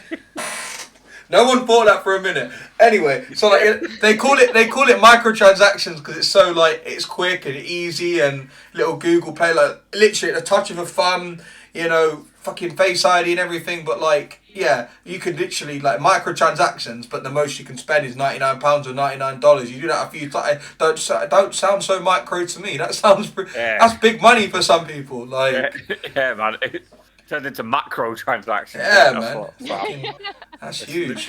Yeah, like, I didn't realise, like I said, when we worked it out, and I was like, I was actually heartbroken to think that within the space of 2 years, I'd spent thousands on a game. Yeah. And that was not even taken to count remote raiding. I did a lot of remote raiding. I did it on my stream. I used to host raid days on my stream and stuff, and I was like, oh my god. Like, I'm pretty certain I've spent more money on remote raid passes than I have on storage space, and I was like, oh my god. No, it's crazy. I'd happily drop money and get coins, but then I'm looking at like Cathedral City. I'm like, why are you so expensive? Why is cheese so expensive? I'm there like, nah, long day for you. But hold on, we've got Shinization coming up in September. Yeah, get the rate in. Come on. Yeah, I mean, like for me, if I include events that I've been to, yeah, like accommodation and stuff like that. Like it depends how far you take it. Do you include like drinks you bought while you're at an event? Probably not. You can have them anyway. I spent at least £1,000 when I went to Worlds and Go Fest. Yeah, it was probably not much different than that. Like me, Pokémon Max, Tyler Boland and Elizabeth Flip, we actually had a boat that we hired for GoFest, and us four stayed on a boat, which was pretty cool. Like there's pictures of me with boat, the motherfucker. That and like and then like every night after, me and Max just sat out on the fucking top of the boat and we was just fucking pissed up like chatting shit. Like fucking like 3 hours. There's me falling asleep. I'm like, I'm sleeping out here. And they're like, you can't sleep outside the boat. I'm like, yeah, I can. Fucking watch me. Yeah. I think if I include tickets, flights, and accommodation, I've easily spent at least 10 grand on my account, minimum. And that's this year. No. Yeah, famous Mr. Av got bread like that. Yeah, come on. Big player. Run me. Like, yeah, I spent like 10 grand. Whoa. Let me just go for his stuff. Yeah, let's have a look. I'm gonna start pricing up his account in a bit. Go on, sorry. Yeah, go on. Price him up. Yeah, price up his account. Let's see what. I'm not logging into his account now. Fuck that. But like in general, imagine like if you deep how much you've spent on like coins, stuff you've like acquired in the game in terms of like shinies and their rarity. Probably not much, but like you add them up, it will come to a decent total. Stuff like we've said, storage space, accommodation, even stuff you've spent on maybe like Twitch in terms of stuff. So like your fucking angry Jigglypuff thing, which just keep. I spent on subs. Yeah, it was like, because I used to sub to so many people before I had to pay for Femix chemotherapy. I was probably subbed to about 30 people. But not even the subscriptions from And Twitch. now I Like, don't sub to no one. I have one Prime sub, and that's the only thing I do now, and I don't pay for any in-game events. I bought coins for GoFest just because I wanted to do some remote passing. So I did. I spent 30 quid, I think it was, on coins in total this year. yeah. But that's it. And you know, I treated myself. It was an annual event. I was like, do you know what? I'm gonna treat myself. I've done so well Yeah. from January. Then I hadn't had my hair done. I'd stopped having sunbeds. The only thing I actually bought for myself, right, was technically was this tattoo, and my parents bought that for my birthday, Yeah. right? So that was the only thing that I had all year, because I every bit of spare money had to go towards his treatment. Like, his insurance got capped. I had so much money that I have to pay out £500 a month, right, for his treatment, and you know, I just couldn't validate spending any more. You couldn't justify it. This is what we say to people in terms of, we speak about it a lot on the channel, like, in terms of people, we've spoken about, like, IRL events, international events, global events, you know, and a lot of people, like, if they don't have the money, they'll still, like, they'll somehow have the money, or either put it on a credit card, or, you know, they might even just literally shoot themselves in the foot, or make it so other expenses in their life, you know, are not prioritised when they should be. Stuff like bills, rent, food, just all the, like, basic necessities, or the ones that I see as basic necessities that you need to pay for, right? And then these people, like, I don't know, they probably won't eat, like, properly maybe for a good month or so, because they've had to fork out the money to get a fucking flight. Like their credit card. Yeah, like, you'll fuck yourself over. Is it worth it? Like, yeah, I've never had a lot of money. I've always been, I wouldn't say like poor, because not in relative terms, I'm not poor, because I'm not like homeless and starving and stuff, right? But when it comes to, I've only ever had enough to survive. I've never had extra in my whole life. Yeah. So I'm used to that, and I'm used to not overspending. Obviously, I've had a couple of times in my life where I've not paid bills or stuff like that when I should have done, and you know, it's bitten me in the arse, right? I've learned the hard way when that. I had a CCJ a few years ago when I was really depressed, and I prioritized going out over paying bills, and then I kind of I had a pile of bills like this, so I ignored them, right? I just let them pile up, right? I just totally ignored them, didn't even go back to my house, because I was that, like, traumatized by my life experiences at the time. And I learned that you can't ignore that sort of stuff, and I never went too far where I couldn't cover them. You know, so I say I got into debt. It was only like a couple of grand, so it's really not a big debt. It's quite easy to earn a couple of grand or get a couple of grand. Like, if you budget, and if you save up and just don't spend on non-essentials, yeah, you know, you can get yourself out of that hole. I know that there's lots of people that get like in hundreds, tens of thousands, hundreds of thousands of pounds. I don't understand how people. I don't understand how people are like. Not that I don't understand how they get themselves in that, but like, I don't understand how they're allowed to get themselves in that, like, in terms of like taking a loan out. Like, surely taking a loan out, like, your whole credit score and your credit history and all that is assessed, and it's like, listen, if there's no feasible way of you paying it back, and you're only going to go deeper and deeper into this fucking hole, like, what? But at the end of the day, I know why these loan companies do it. They're like, oh yeah, we'll give you it, because then they'll claim back on all the fucking, if you take ages to pay it back, they'll claim that all back on interest. Like, they know what they're doing. It's fucking wrong. They should just say no. But in their head, it's like, that's why there was. That's why they're in business. When we was younger, there was a massive thing with store cards. Yeah. Right, they used to give store cards to everyone. Right, it was a thing. Everyone, and it was so much debt racked up on store cards, and that's why they brought in that thing. You know, now that if you get into a certain amount of debt and you can't pay it, they just clear it. Yeah. Over a certain thing. That's why that came in, because there were so many people that the banks were pushing this debt on. What's the sort of threshold that they clear? It was, I don't know. There is a threshold. There is a number of money if you hit it. I'm going like. I guess I got to find out. So run it up and let them squash it. Yeah. Yeah, if you don't pay a debt for a certain amount of time and you cannot pay this debt, they will just clear it after a certain amount of time. I can't remember what it is, but they will. Like, the government have a thing where they just clear it. And so obviously a lot of people did that, but it was purely because banks and finance companies were giving to people that do not have the means, and they clearly don't. So they basically, how they saw it, took advantage of poor people, and that's why they have the debt clearing thing now, because finance companies took the piss. Yeah. And they touted for business and got more business, and actually got poor people and took vulnerable people who can't afford things and put them in a position where they were only ever going to make their debt worse.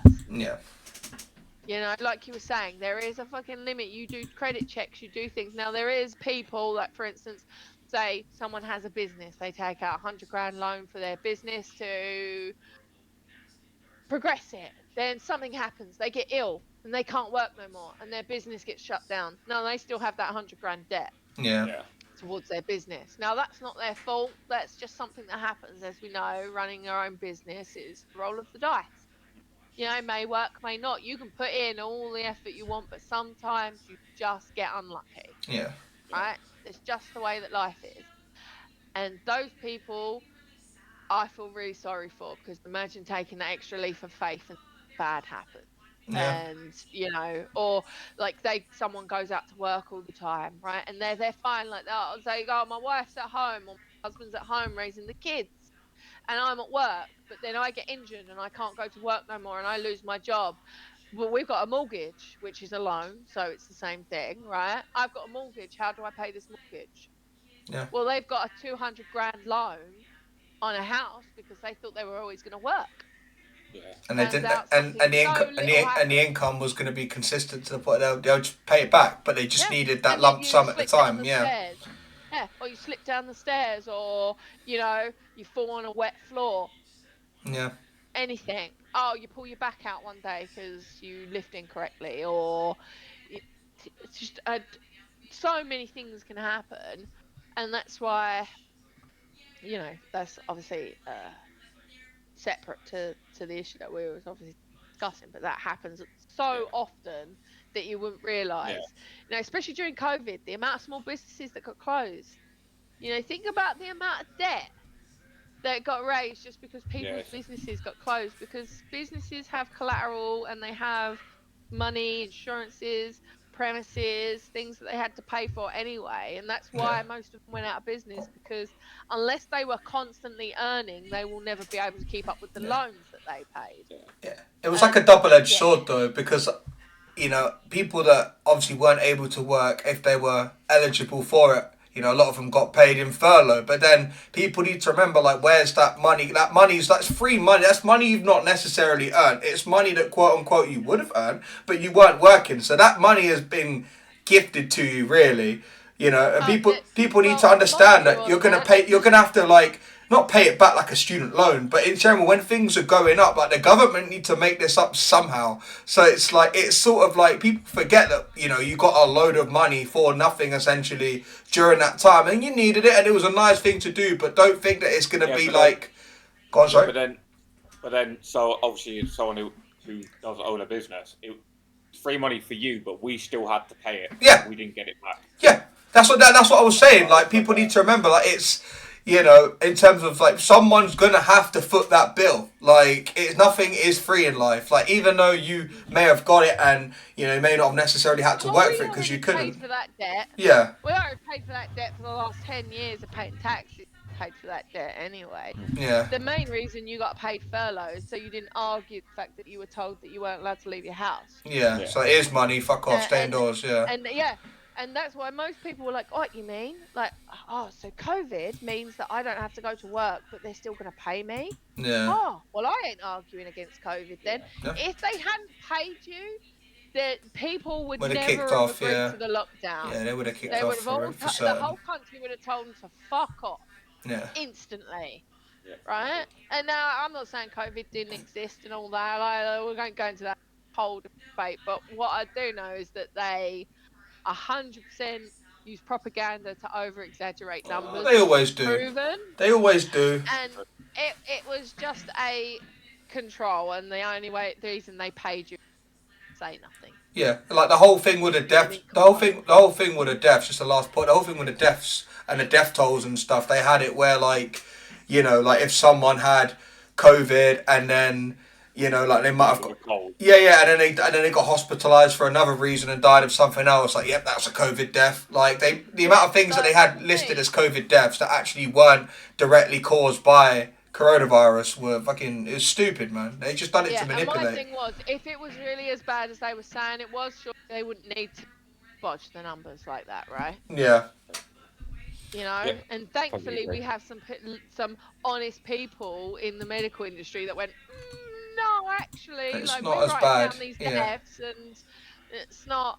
I'm not saying it didn't kill people and it wasn't bad. Of course it was, right? But yeah, like the joke behind people getting paid not to work and that, and like it for me, if you can't see that was just so you didn't say nothing and you didn't fucking complain, then I don't know. Like I see a different world than you guys. Yeah. Like I see a different world, and I see how people work. And for me, it's so obvious that was purely so you didn't say a fucking word about it. Yeah. Don't complain. Sit at home. Consume. Keep consuming. It's okay. Yeah. Keep buying shit. Yeah, it's very true. In the meantime, all small businesses got like shut down and run, and guess who took over those small businesses? Yeah, all the big conglomerate companies. Yeah, very true. Very true. I agree. But guys, I didn't realize we've been going for like over 3 hours now, so we should probably what are you talking about? Yeah. No, well, because I need to go close up pub in a minute. It's the problem. I didn't actually realise we've been going on for so long, man. Like, mate, we've covered everything. Listen, we've done it all. I don't think we spoke about anything. Yeah. I just waffled. Yeah, I mean, to be fair, if anything, you're setting yourself up for a second episode. Because, I don't know, there were some things that were said, like... you might get banned yet. Oh, shit. No, not by us. Why you? Whoa. Yeah. Listen, that card, the whole waving the card thing, that was almost a deal breaker for me. But I'll let it slide. I'll let it slide on this occasion. Hey, I'm a queen. You're lucky I ain't worth being like peasants. Fetch me a drink. Peasants. I don't stand in a queue, darling. Yeah, we know. You use your assets to your advantage. Get humbled. Oh, yeah, exactly. Well, you got them, didn't you? Yeah. Do you not use your cheeky banter and your what banter? Personality for your advantage? What banter? We're just dead. The fact that you think we've got banter, fuck you, no. Yeah. Who told you that? Were they just bullying me, chat? I don't know. I felt like I was the most victimised here. Hey, we're laughing. That confirms it. Man. Just be on time, innit? You'll be fine. I was on time. You were late. Hold that pussy up. Anyway, guys, episode... That's it. Yeah, nothing wrong with being late. I'm sorry, I apologise. Guys, episode 47. I Boozy, Alicia, QueenAurora. It's been lovely having you on, honestly. It's been a pleasure. Thank you, lads. You've been amazing. It's been really good to get to know you. So thank you. And yeah, we would definitely have to schedule a second episode because we didn't even cover half of the stuff that's on our sheet of topics we wanted to talk about. So yeah, I love that. It's always the way. To keep an eye, guys, you're gonna see Queenie back if they let me. So in general, I know that I see your stream earlier and you put on your stream title and stuff and obviously you've said about not fully unpacking your wardrobe and everything. Are you what's streaming looking like for you now, going forward? Are you looking to get back into it more often? Yeah, so I've done. I did yesterday and the day before, so my first 2 days back in months. Yeah. Since obviously all the IRL shit went apart. My dog ended up with a life-threatening illness, nearly died. Then my landlord put my house up for sale, so I was homeless. I was squatting in my house for ages. Yeah. And then I managed to find a house, and it took me a while to get settled. I had a month without internet. in this house as well. A whole fucking month. I couldn't imagine. I don't think I would have I survived. couldn't even make a phone call in my house. I had to do my GBL at the bottom of the garden off my fucking 4G data. Like, you know? like when people go on those shows where it's like, just in general, like I know that they had like on like locked in on foot asylum and inside where they have no phones. No, I don't know how people do that, man. Like fair play. I just couldn't do it. It was a struggle, but I got a lot done in the house. That's good, yeah. I did, and I got a lot done in my garden. I cleared out. I've done so much work, which I actually am going to do an IRL, like a just chatting stream next week, so I can show people around my house and show you what I've done. Gardening stream. Yeah, gardening stream. Yeah, I'm going to go and paint my patio. Oh, That's nice. what I'm gonna do. Yeah, like I've got a lot of work to be done out there, so I am actually going to be doing some just chatting streams as well, because I thought, while I'm getting shit done, I might as well still be streaming and chatting to people. You know, I was doing it through Discord, doing hangout with people and stuff during my break. So I thought, fuck it, I'll do that like one day a week. We'll do, you know, get shit done with Queenie kind of deal. And then, you know, then I feel like I'm getting stuff done, but I'm still hanging out with my community. I'm still doing streaming. Best of both, yeah. Killing two birds. And I'll be doing my Pogo streams in the morning, my RuneScape streams in the evening, except for like Wednesdays, for instance, raid day. So I won't be doing a stream in the evening. I'll be out with the locals, like those kinds of things. Event days I won't be doing, and scheduling IRL stuff like doctor's appointments, looking after my nephew, things like that. You know, then with chemo, I won't be streaming them. But other than that, I'm trying to do a full-time schedule, which I've never done. 3 years. Yeah. That's good. No, that's good. That's good. Fair play. Yeah. So for anyone watching live, twitch.tv/ThomasYoung997, listening back, Spotify, Apple, watching the VODs back on YouTube. If you aren't already following Alicia, go and follow her, all her socials. She's great. You can have a good time. You can have a good time. Yeah, have you had a good time, lads? Yeah. Even with the card incident. Yeah. Hey, yeah. I mean, I forgot about it for a second.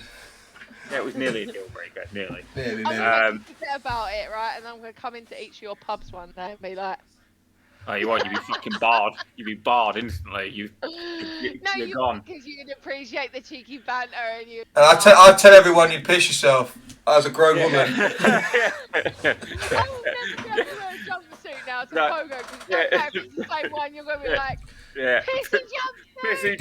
Yeah, right. It's amazing. Or maybe I will just for the band. It's happened again. It's happened again. QueenAurora, she's pissed herself again. Right, guys, we're going to wrap this one up because we could probably keep going for a while. Guys, yeah, definitely. Next episode 48. We're not sure if it's going to be a live one. Not sure if it's going to be pre-recorded. We'll let you know on, say, Twitter and all that good stuff. And, yeah, guys, thank you so much for tuning in. And, yeah, we'll see you guys next week.